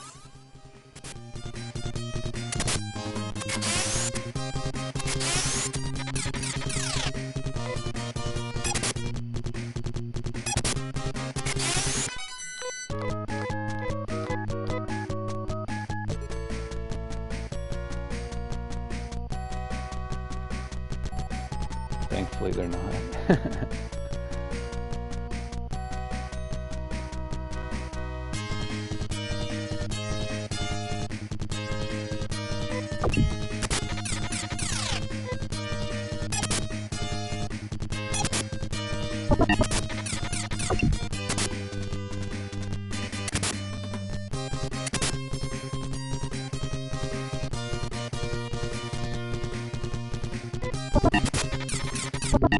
Four damage to one hit.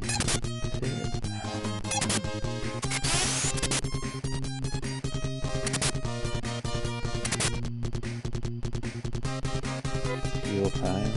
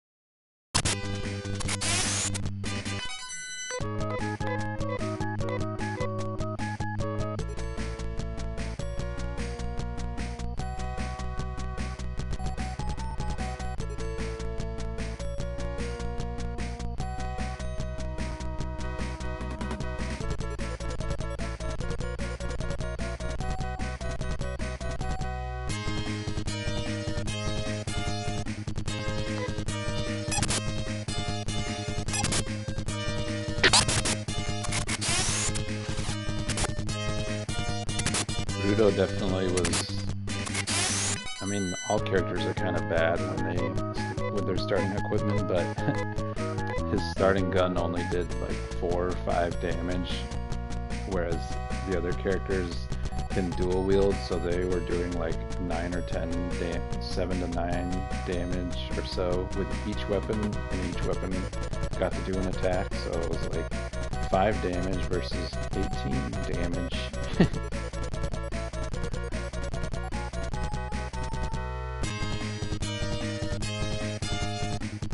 But now that I saved up for the shotgun, at least he has the chance of AoE.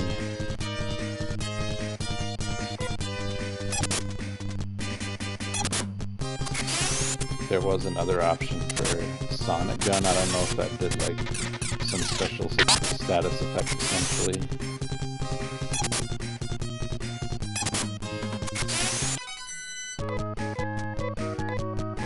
But like the next upgrade for my main character is like 2,800 gold versus like the other ones, which were like 300 to 600. The flying sphincter and purple dainty guys.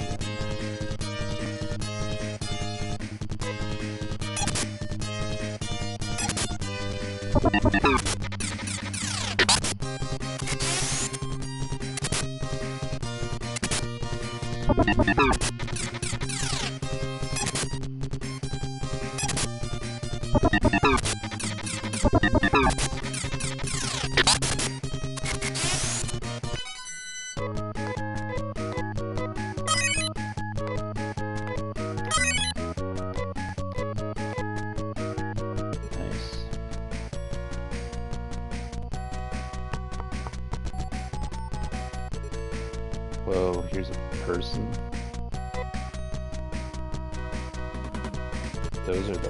Those are bodies of the scoundrels. I wonder if the biohazards killed them. Scoundrels.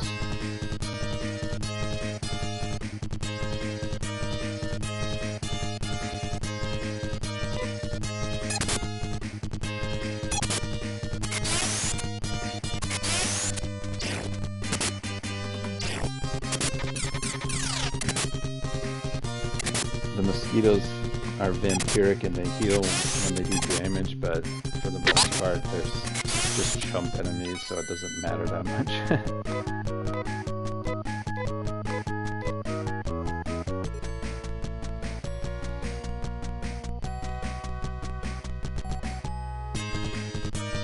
Ooh, a new slime enemy, Amoeba. It's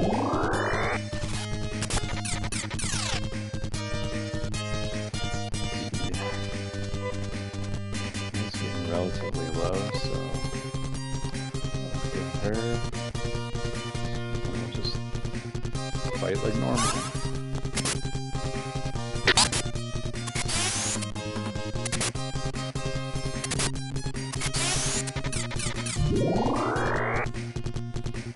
Does this one have oddly translated spell names like Tandle for thunder or Oros for anti-sleep?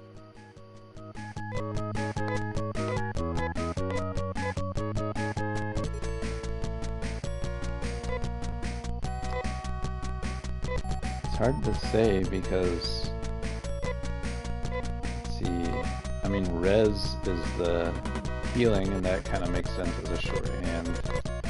Rudo doesn't have techniques. His, Rolf's combat spells, it's like FOI, GIFOI, so I don't know if there's a place that actually spells out, besides maybe like a manual, like what they stand for.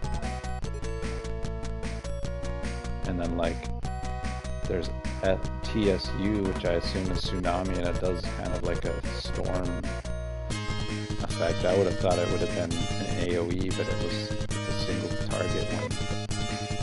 So I haven't really found anything that's like a weird traditional spell name that's different. It could also just be them trying to be sci-fi. Like the FOI seems like it's like a fireball, but I don't know if it's supposed to be foil or foyer.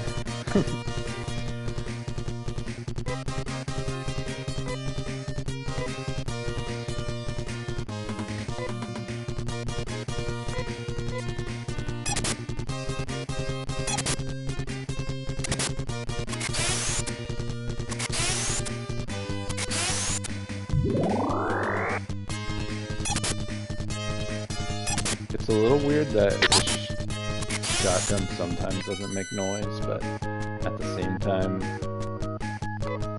MIDI gunshots are probably better to not be spammed. But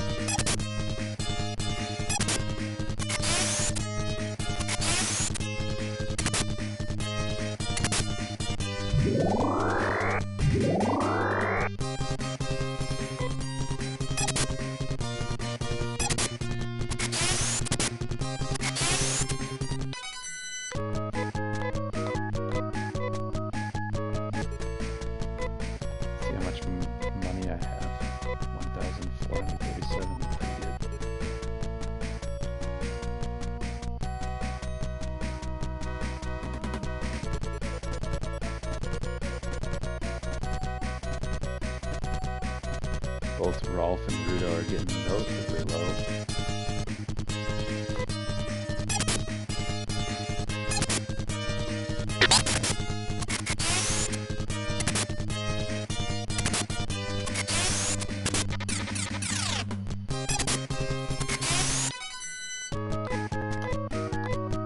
I do like in this very specific instance of having a camera on, when I take damage, there's a red flash that flashes on my webcam as well.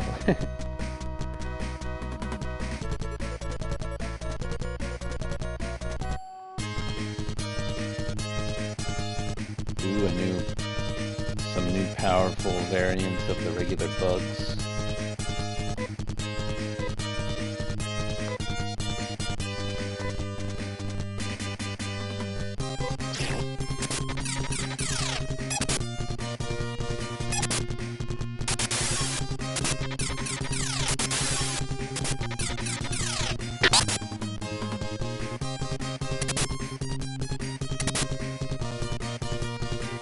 popping that heal.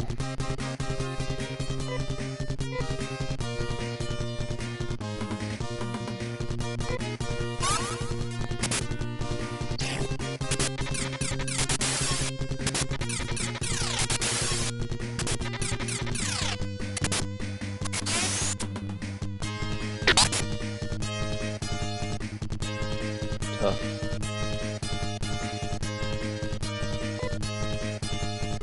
And this heal is 3 each time.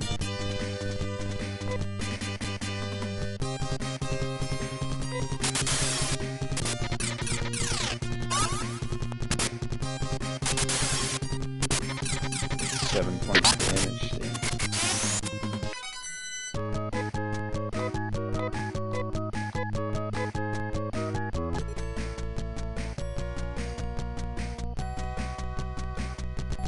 Time to be scummy and make a quick save.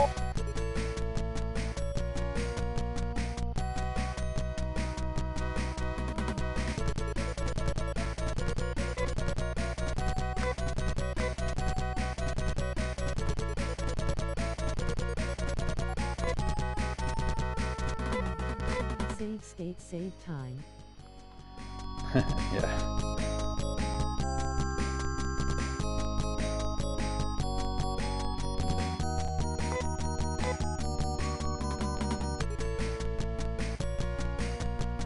Yeah, I got to show Matt the experience of a wipe and a good 45 minutes of manual in-game save.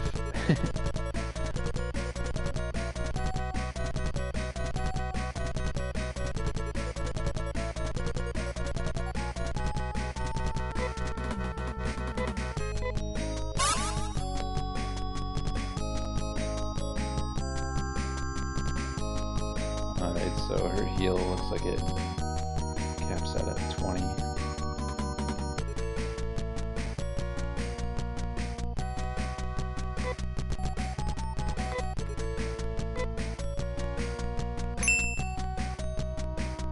Rolf has gotten hold of small key. Rolf has found letter. It's exciting.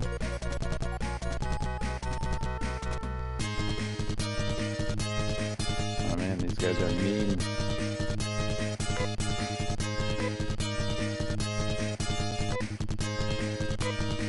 Let's try out the G40.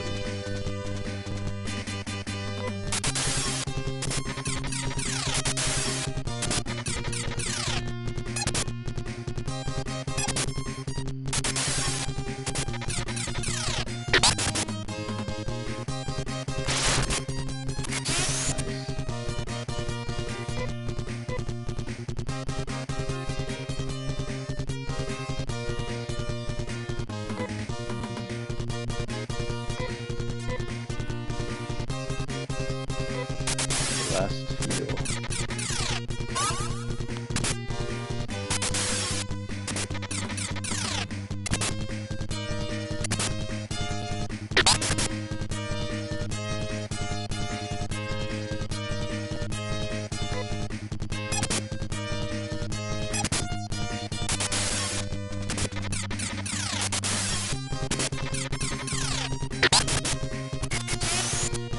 Good job, Bruto.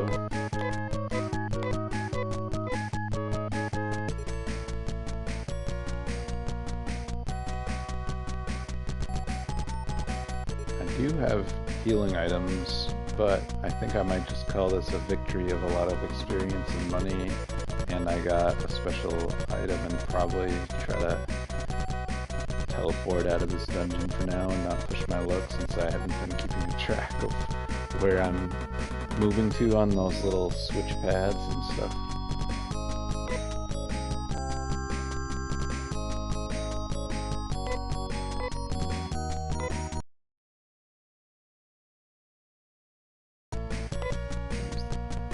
I was worried about that by using the G4, because it doesn't tell you how much TP things you use, so you have to either memorize it or note it down. But, it does have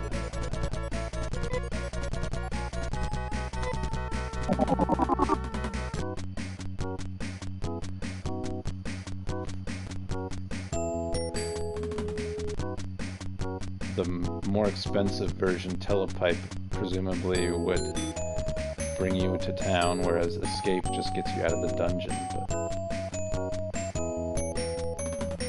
But I think I have enough health to make it back to the town. Yeah. Probably consume the smallest healing item on her.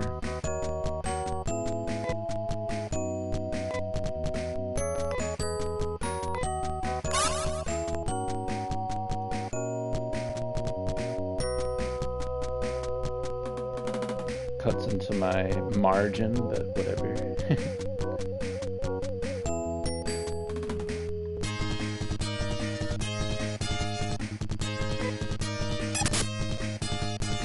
All I need is one stupid frog, and then she would be toast, and the cost of cloning her back, because in this it's not resuscitating from the dead, it's literally making a new clone.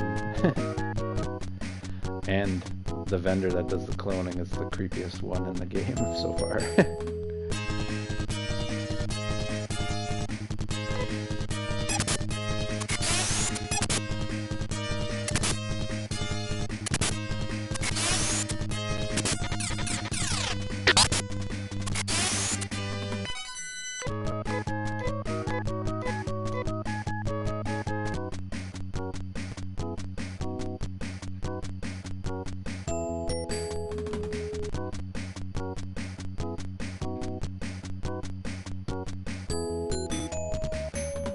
Here's the second small town coming up on the left.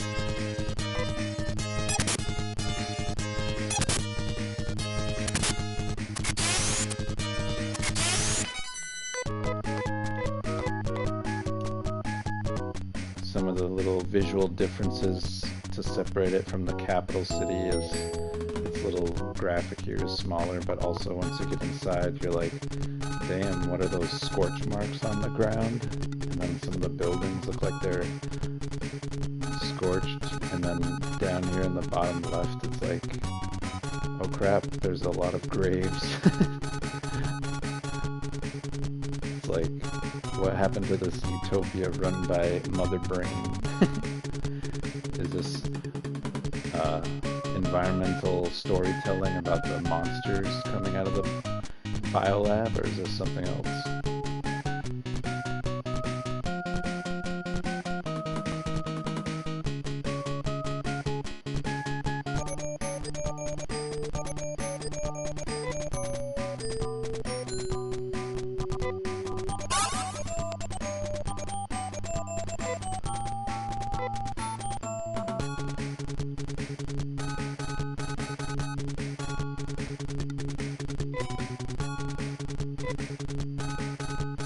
Yeah, because I forgot that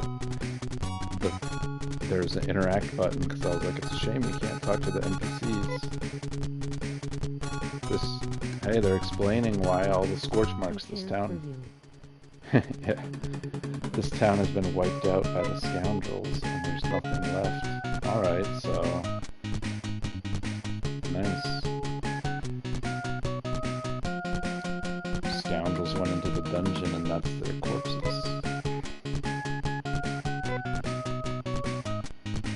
Yeah, this game is definitely tries to be serious. All the characters' backstories are like, my family is all dead. This one killed all the, stole all the food, killed all the men, and kidnapped all the women.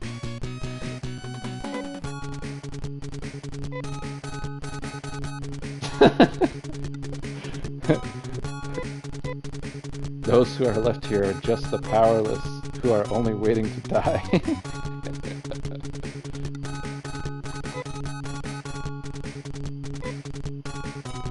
Damn.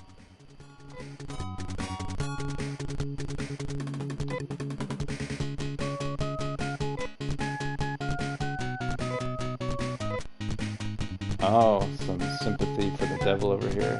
Darren is not a bad guy. The reason he became violent is that his daughter, Tane, was kidnapped. Man, this adds a lot to the game now that I know I can actually interact with the NPCs.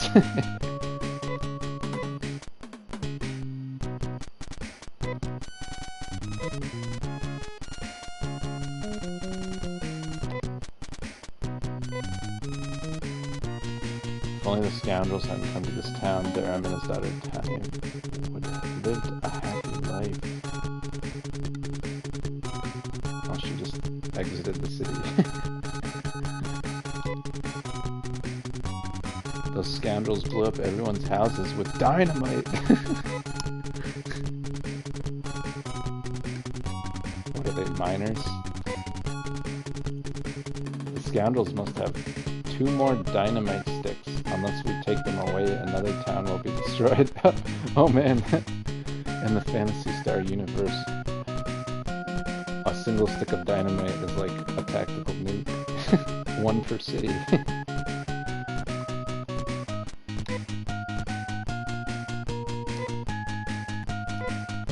Alright, there's a location name I didn't know about, sure. Here's the creepy cloning person. The fetus in the background. No one is dead, so I don't need to clone anyone back to life.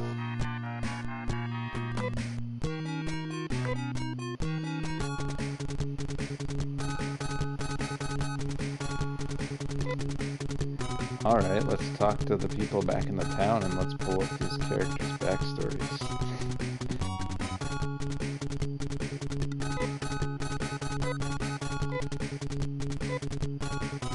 Alright, I don't feel like paying the teleportation fee, so I'll just step out of town and then use my spell. I think it brings me back to home.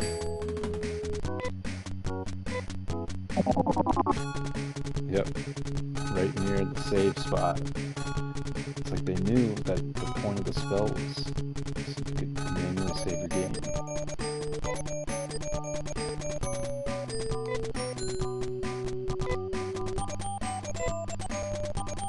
I think this is the only place where it tells you how much XP you need to level up. Maybe not.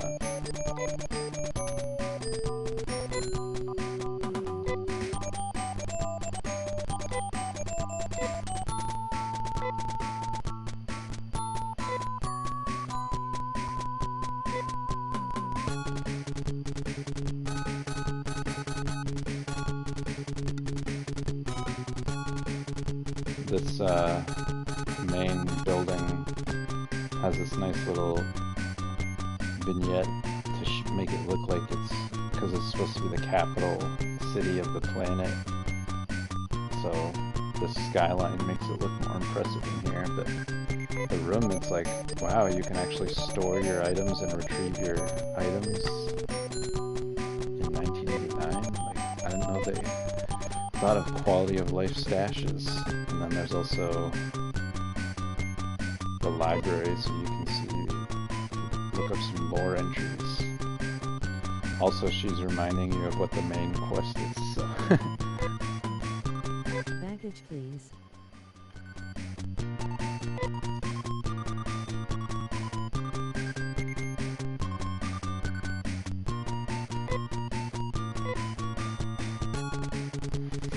Yeah. My personal chauffeur. Here's my home, where you can reorganize your party. So it's like they're teasing that you'll have more than 4 party members.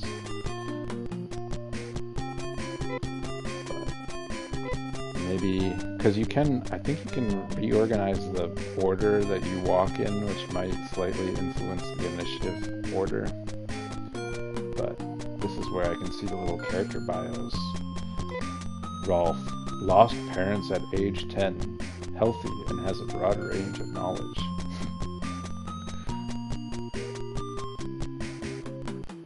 I don't know, like the stats in this game, I'm not sure how, like when you look at the weapons, they just give you increased attack, so I'm not sure how strength and agility works in, if it's just like what you would expect, where strength is a modifier for melee, or certain types of melee, and agility is like a modifier for certain other types. Or, I mean, more like dexterity for like knives or guns. Mental, the spell stuff. Luck, I'm assuming, is just sort of, there are some sort of critical success chances, it seems like, whether you get your big AoE or not, stuff like that.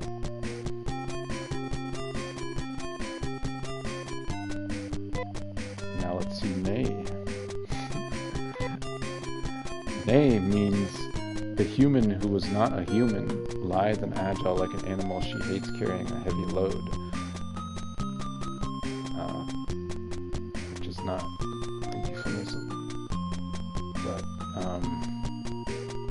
there's a random NPC in one of the tunnels that you go by where it said, like, this guy tried to kill Nay a few months ago, so we should avoid him. So presumably, I think there was a little lore piece earlier at the very beginning of the game where they talk about how she's hated because she's a monster human hybrid, genetic hybrid. And so he, like, Rolf basically keeps her safe as like a little sister in his home. This is like the first time she's really like going out into the overworld. And then Rudo here, another grim backstory. Left the army and became a hunter after wife and child died. Very strong, can use heavy guns with ease.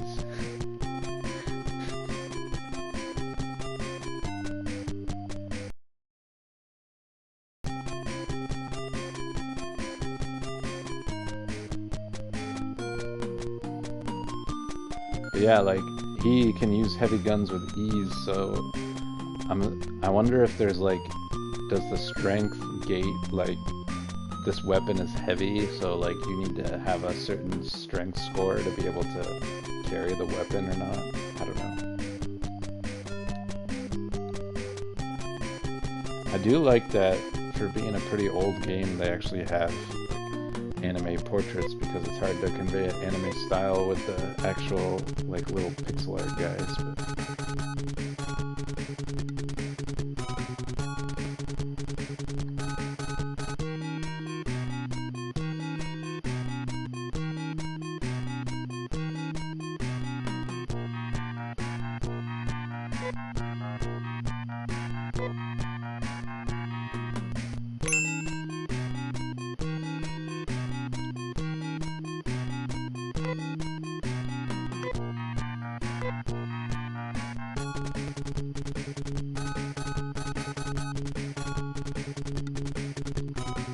Also, the only way you can know if a character can equip a certain weapon is by the vendor mocking you if you try to buy it for that person. Like, if I try to put the scalpel, I mean, maybe it's changed because she's leveled up, but if I try to give Nay the scalpel, he would just be like, "Are you joking? You must be joking. Are you sure you want that?" Well, at least thank you for letting me not waste my money, but...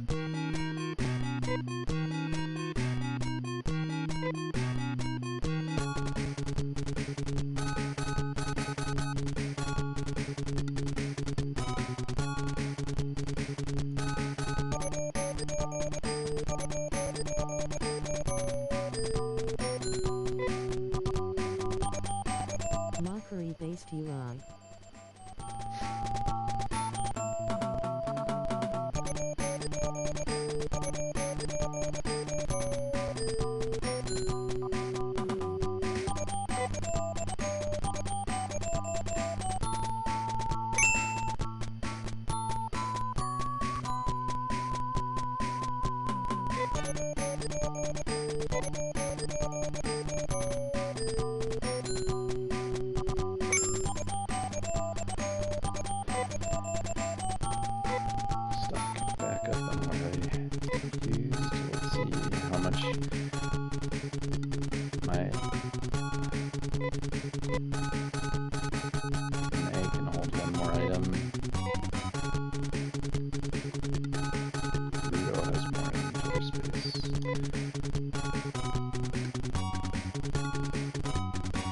well, there's a next tab, so at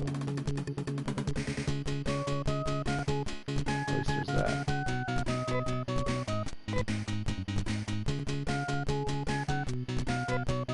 Oh yeah, I can't use my gear, I gotta go into my clip.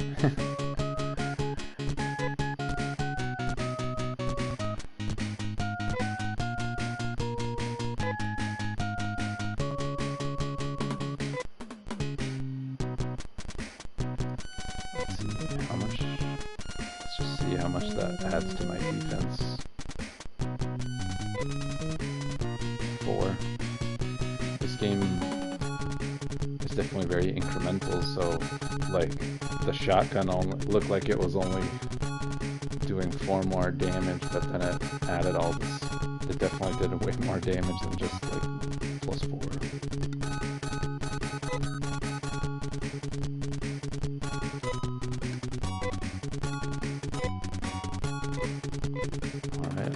Sell my...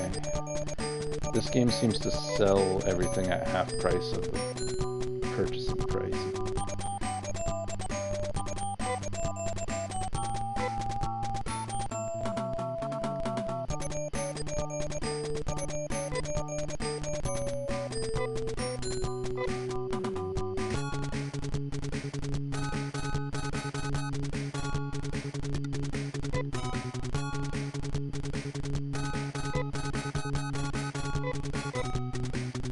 I guess now that I know my inventory is pretty full, I can afford to buy the luxury items of the telepipe. Rudo the big lug can carry that.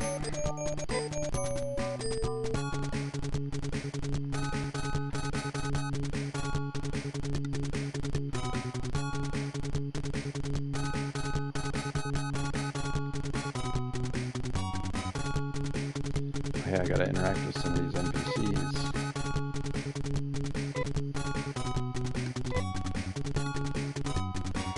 They say that if you go to the North Bridge, a guy named Barum will rob you of your money. That was the guy who had his daughter kidnapped.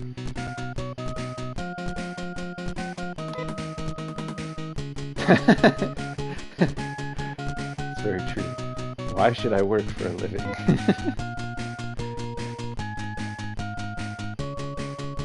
I mean, Nay is a neat because she has no job. And she doesn't like a heavy load, so she's a slacker apparently. Hunters are the coolest guys. They really are strong and so dependable.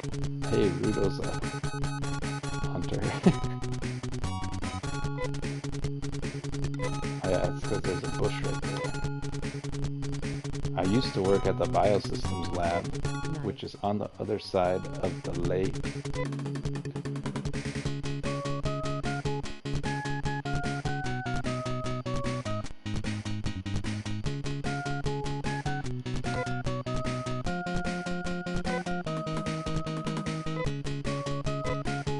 More Darum threats.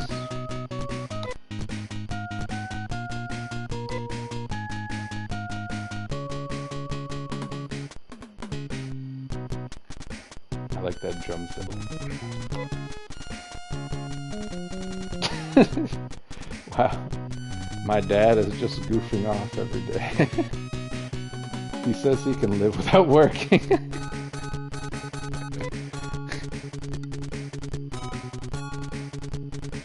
Man, people have different opinions on this utopian society run by Mother Brain.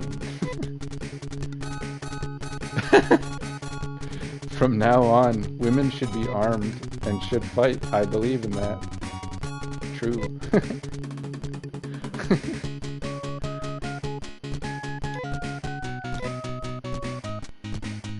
Maybe you should go back home.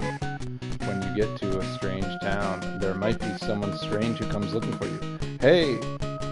Literally here's a hint from the developers that you can get new adventurers into your party if you visit your home.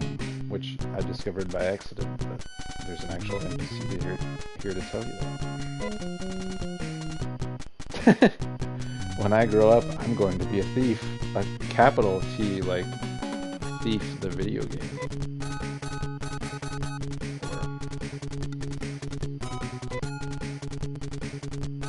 If there's something you would like to know about Mota, you should go to the library at the Central Tower. Hey, it's like the UMass Central Tower Library.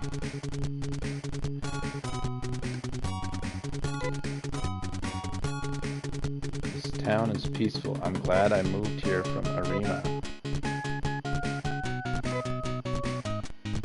It hasn't rained at all for a while. The lake even dried up. Sounds like Mother Brain is acting up because she controls the climate system and the biolabs.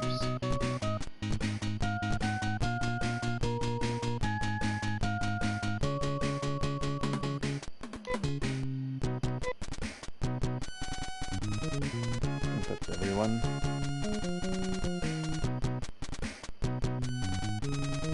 I don't think I talked to these people. Well, well, you are armed and look so brave. But if you don't keep your weapons in good shape, they are worth nothing. Well, this game is better than Breath of the Wild, and it does not have weapon damage and repair systems, weaponware. So if you have money, you can always get your body cloned at the clone lab.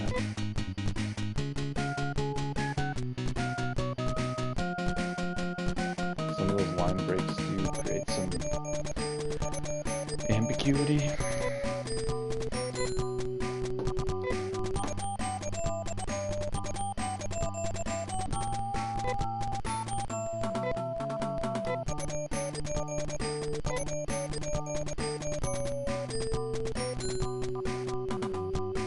Support your local clone creep.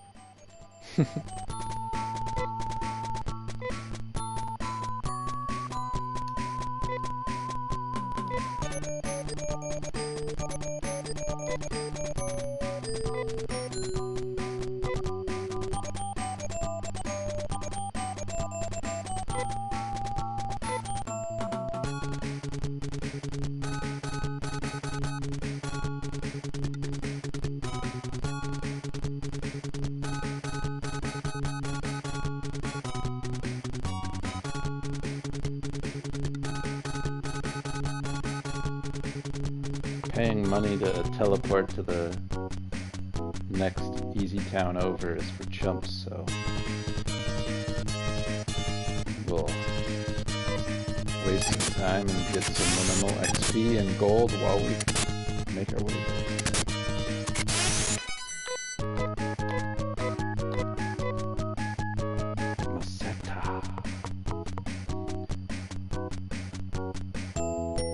For some reason, this one pipe is like you actually have to walk through. Maybe the loading, it might literally be like a loading buffer, I don't know, like, because that town little biome is so small, and then you enter the big overworld here.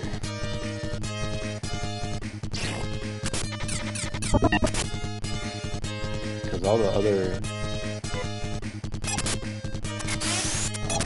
passageways between tile sets is a bridge that you just walk over without having to load in, so.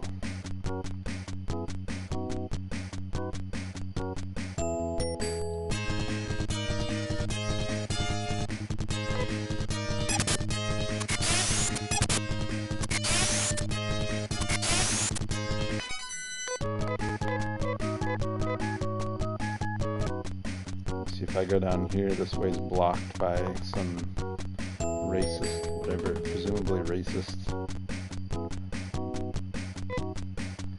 I've seen that face. He tried to kill Nay 7 months ago. This is bad news. Let's go back for a while.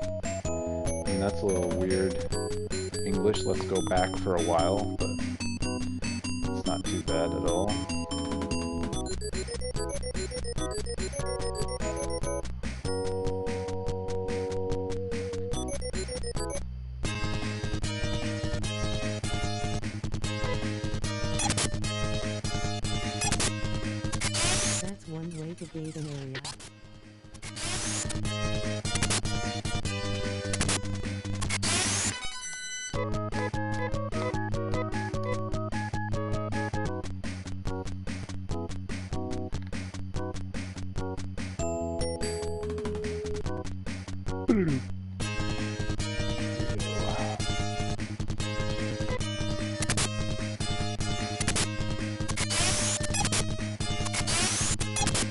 still don't have enough moolah for the really big weapons, but it's fine. Might even earn it in one of those chests, who knows? Sometimes you get into that grinding money game and then end up buying all the rewards that you would get in that dungeon anyways.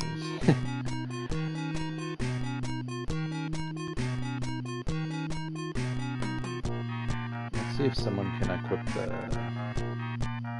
the sword just out of curiosity.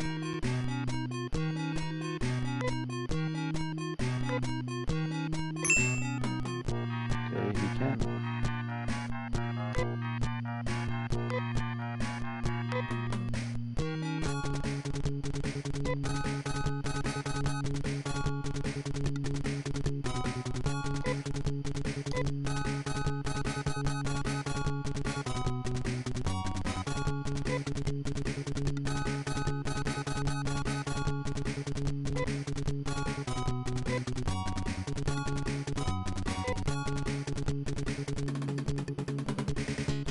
Alright, so it's a two-handed sword versus two attacks with dual-wielding knives, so we'll have to see how that works out.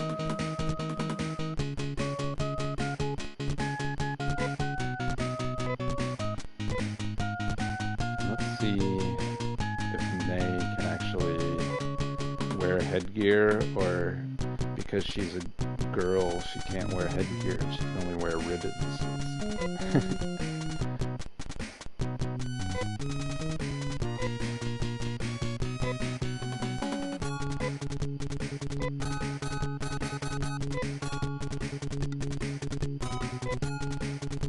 She doesn't want to take headgear. Hey, it's not that she can't wear it, she just doesn't want to. So, that is better of the two options.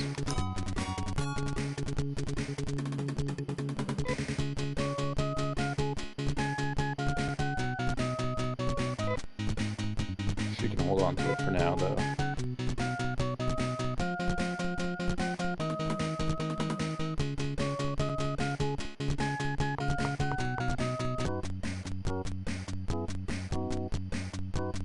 I guess it's time to spelunk some more.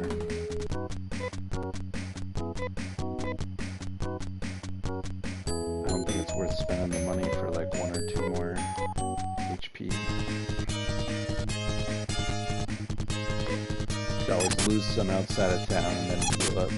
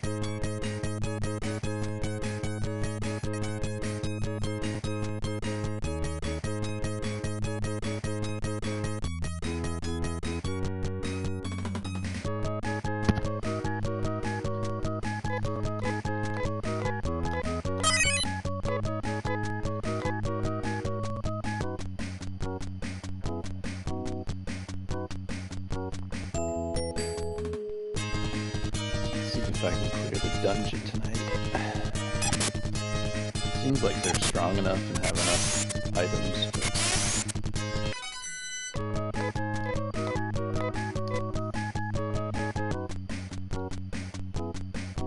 Depends more on me than the game, I would say.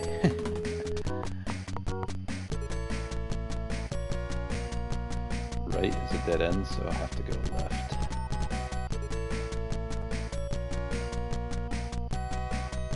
Once I start stepping on teleporter pads, it'll be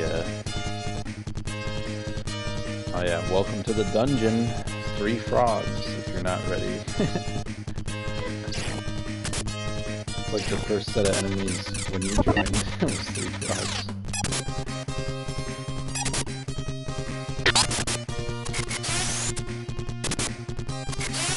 Oh, nice.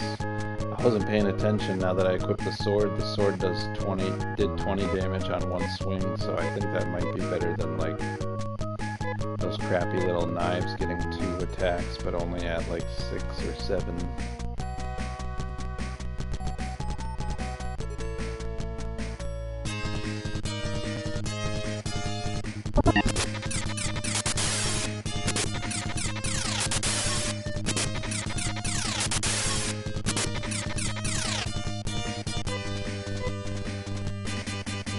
Shoot the bees with your AoE. Rolf, swing your single target sword at the froggy.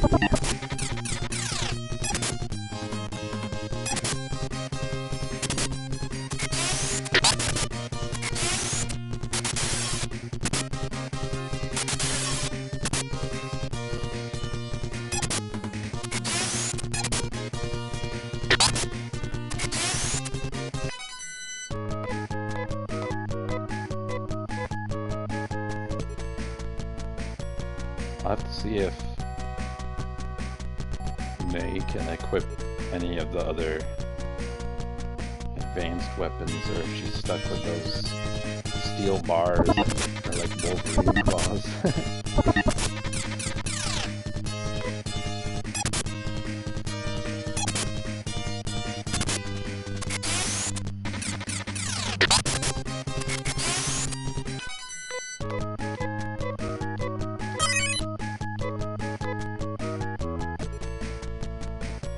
Prudo just never gets TP ever. But he's a very cool guy because he's a hunter.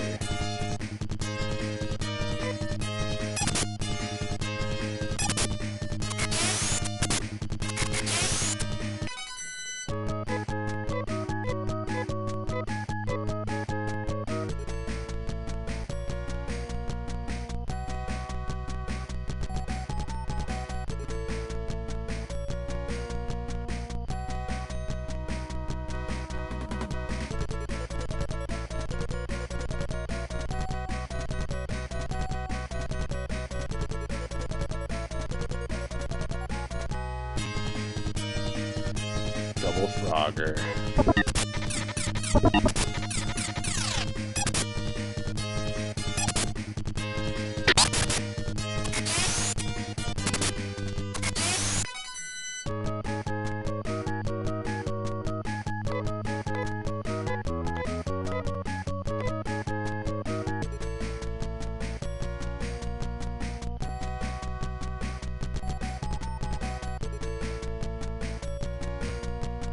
First pad. I never went right, so let's see what's right. Another pad, multiple pads.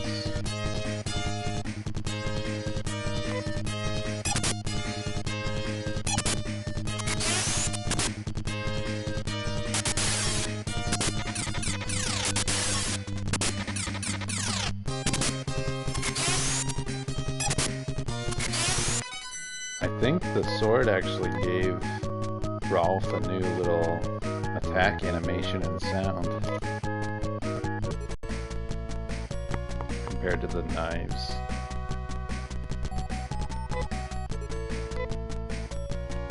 Oh, can I use that small key on this locked? The container opens, hell yeah, using my adventure game skills. Rolf has found dynamite. Uh-oh, now I can blow up one of the towns as a terrorist. Or I can prevent them from doing that. Oh crap, am I gonna have to blow a hole through those cracked floors now?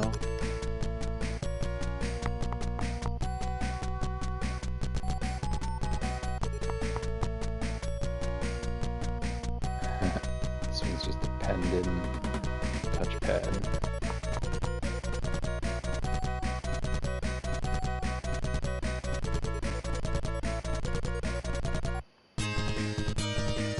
Hey, Mr. Pinky Carrier.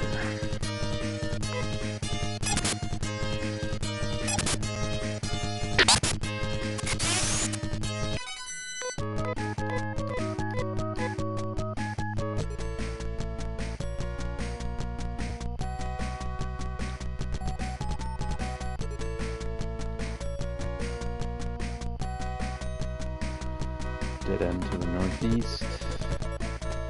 Saying out loud to try and remember.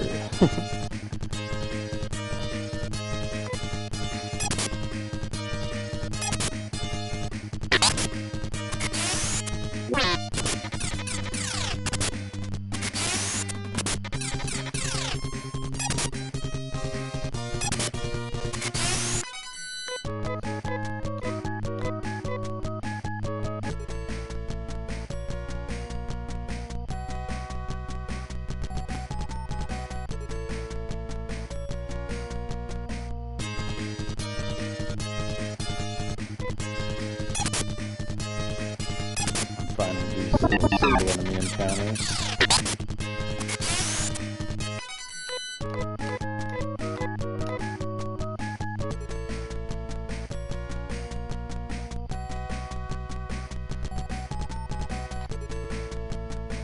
Back to the left side with the initial teleportation.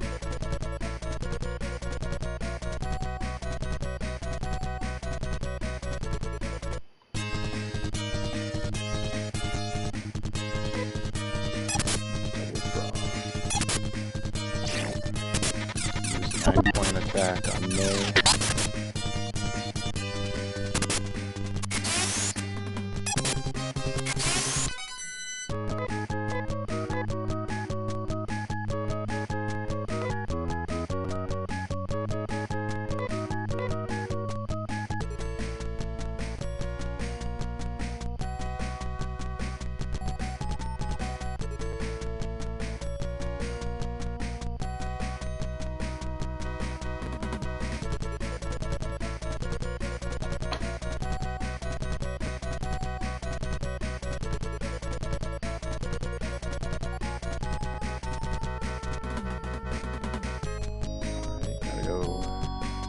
South. More double frogs.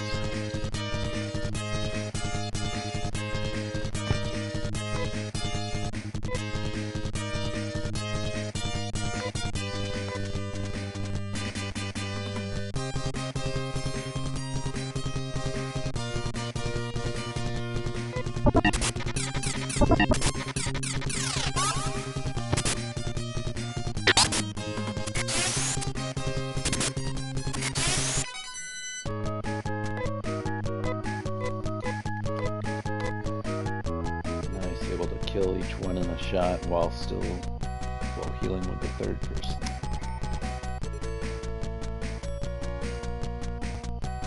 Let's see if there's anything more to the left here beyond these teleporters.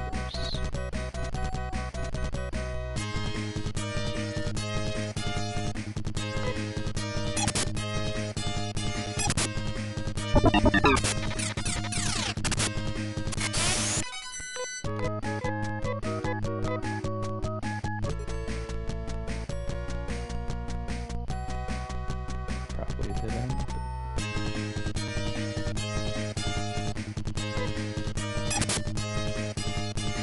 Still the beginner enemy, so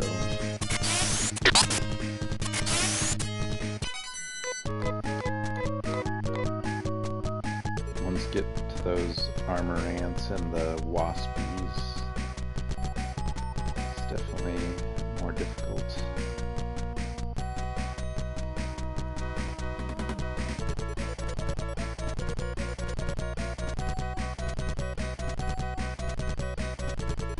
That's a really roundabout way. Skipping 2 teleporter pads, I'll have to go back and see what those are.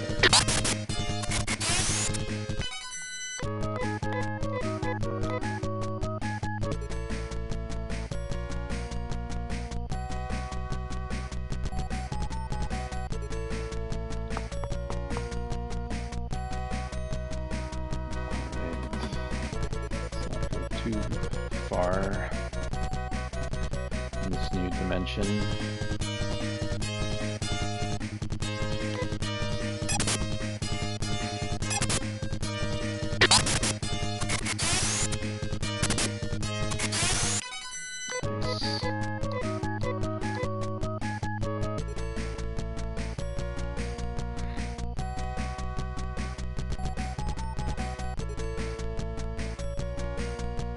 Alright, I remember this area. There's a new chest. Got a hold of $200. I'll take it.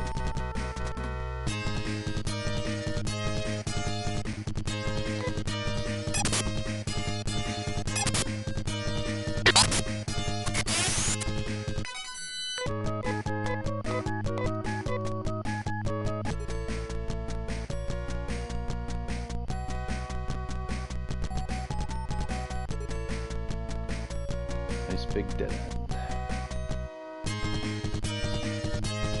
But triggering the higher tier enemies.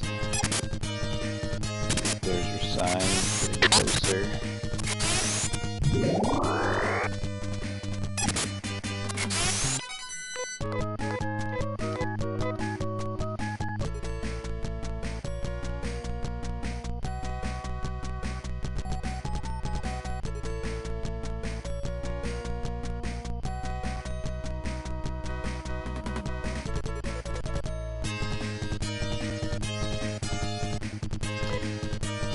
Still pretty safe. I'm gonna retrace my steps and see where the other paths go.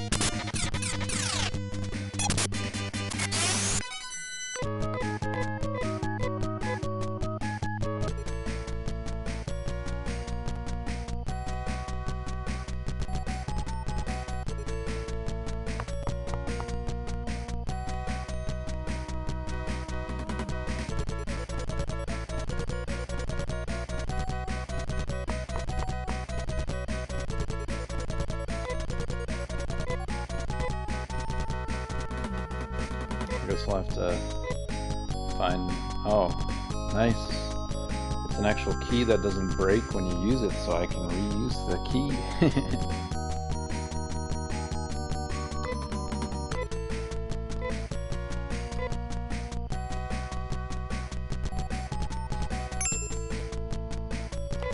$150 was locked away.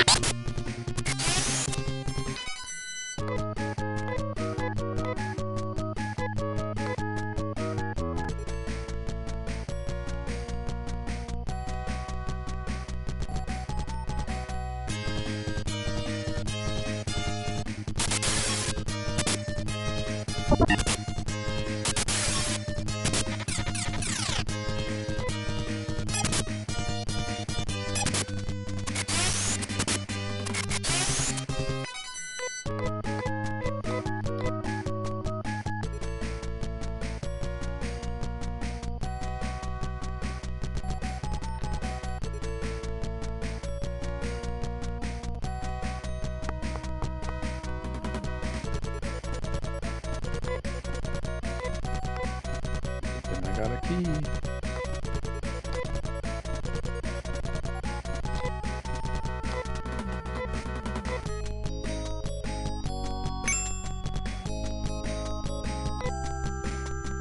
Got a small healing item. Monomate.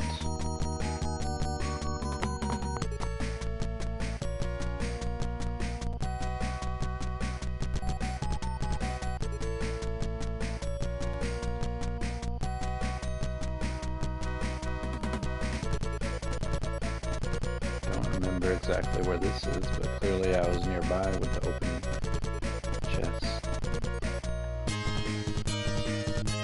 I think this might actually be near the entrance of the dungeon. Thanks for doing your leading off with your 9 attack, Froggy.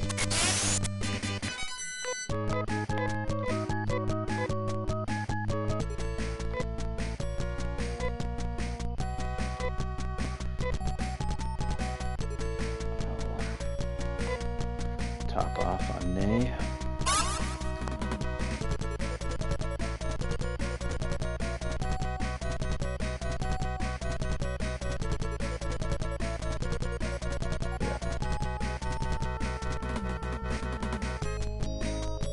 I'll just go back to where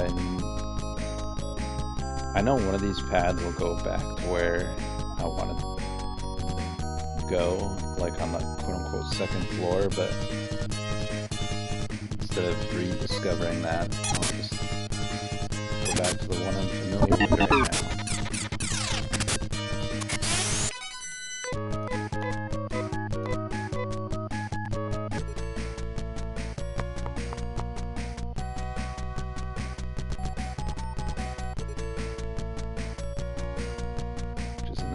Corner of this map.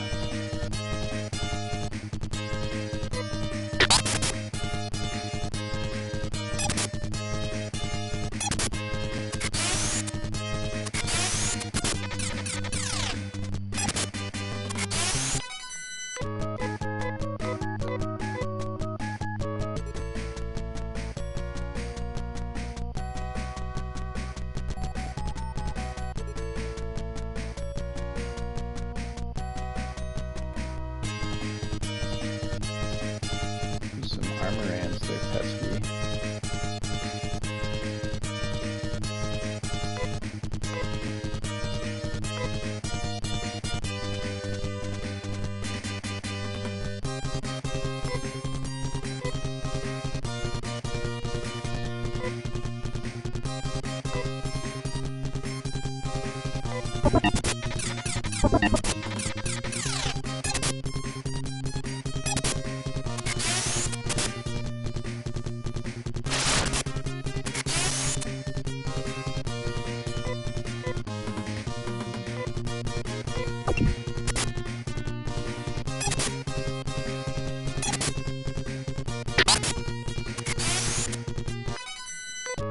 Now that I got the sword, I probably don't need to use magic on the armorants.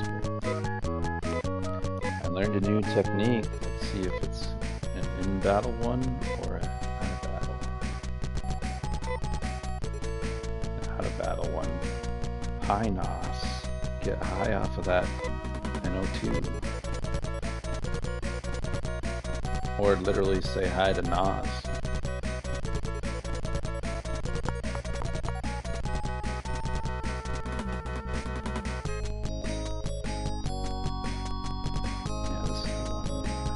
Down.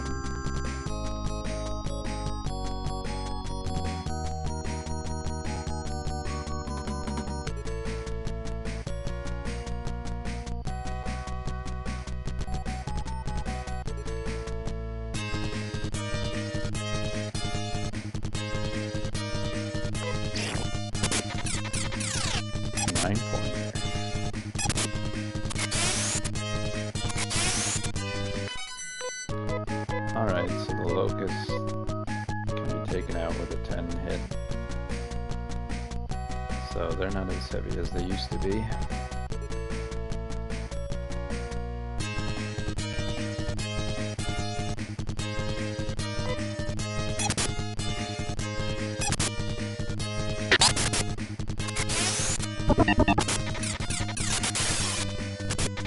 I do like how the snake's head totally extends when it attacks.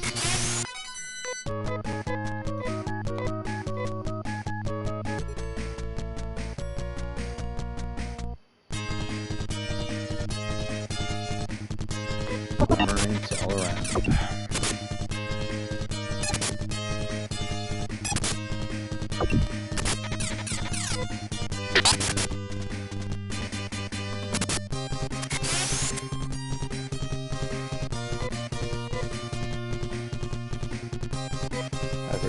while she's paralyzed.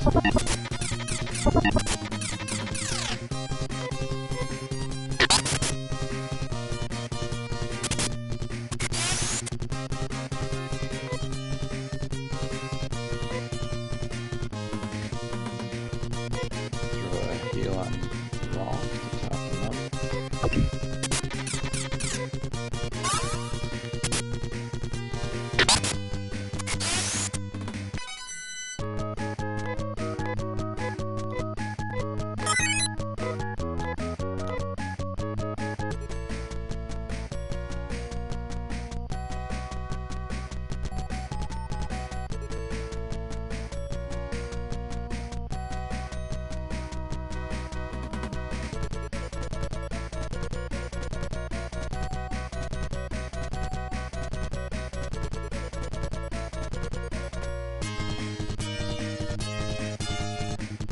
These games.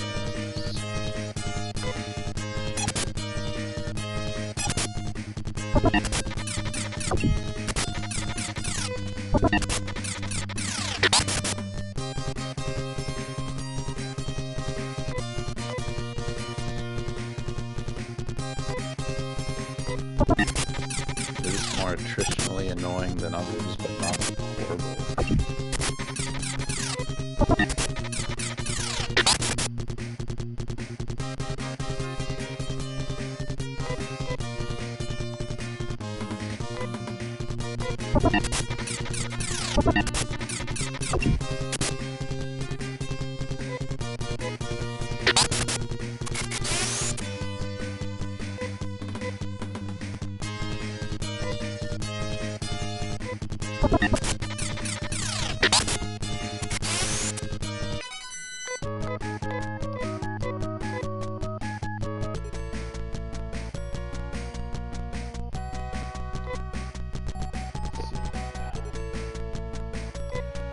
Have Nay heal herself.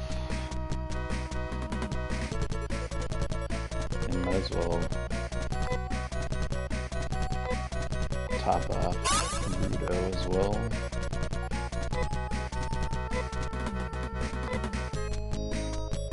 He has 84 max hit points. Rolf has 63. They're both safe to be healed higher. She's not.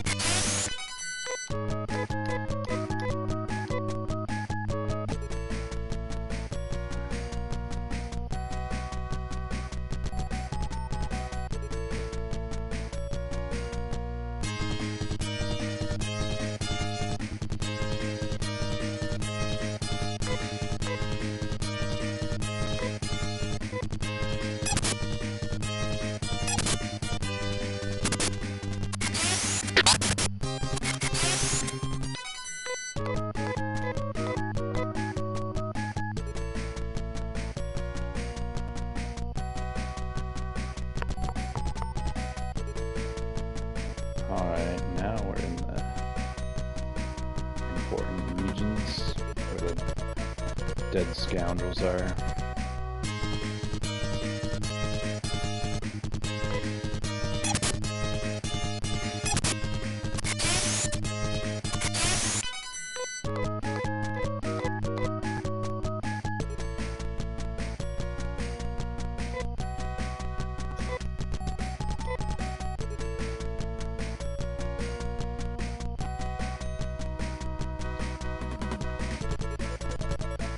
Dead end to the right.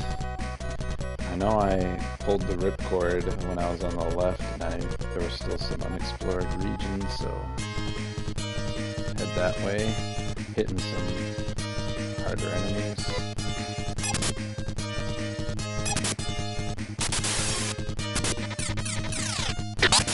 buzzers do 6 with basics.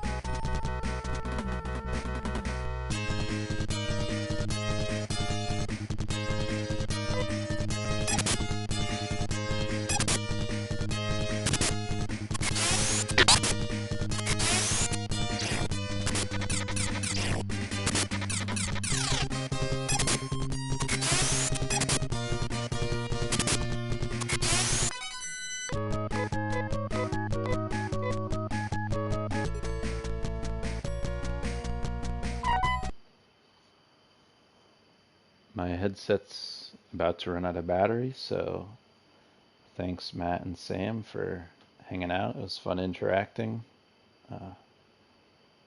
Talk to you guys later. Peace.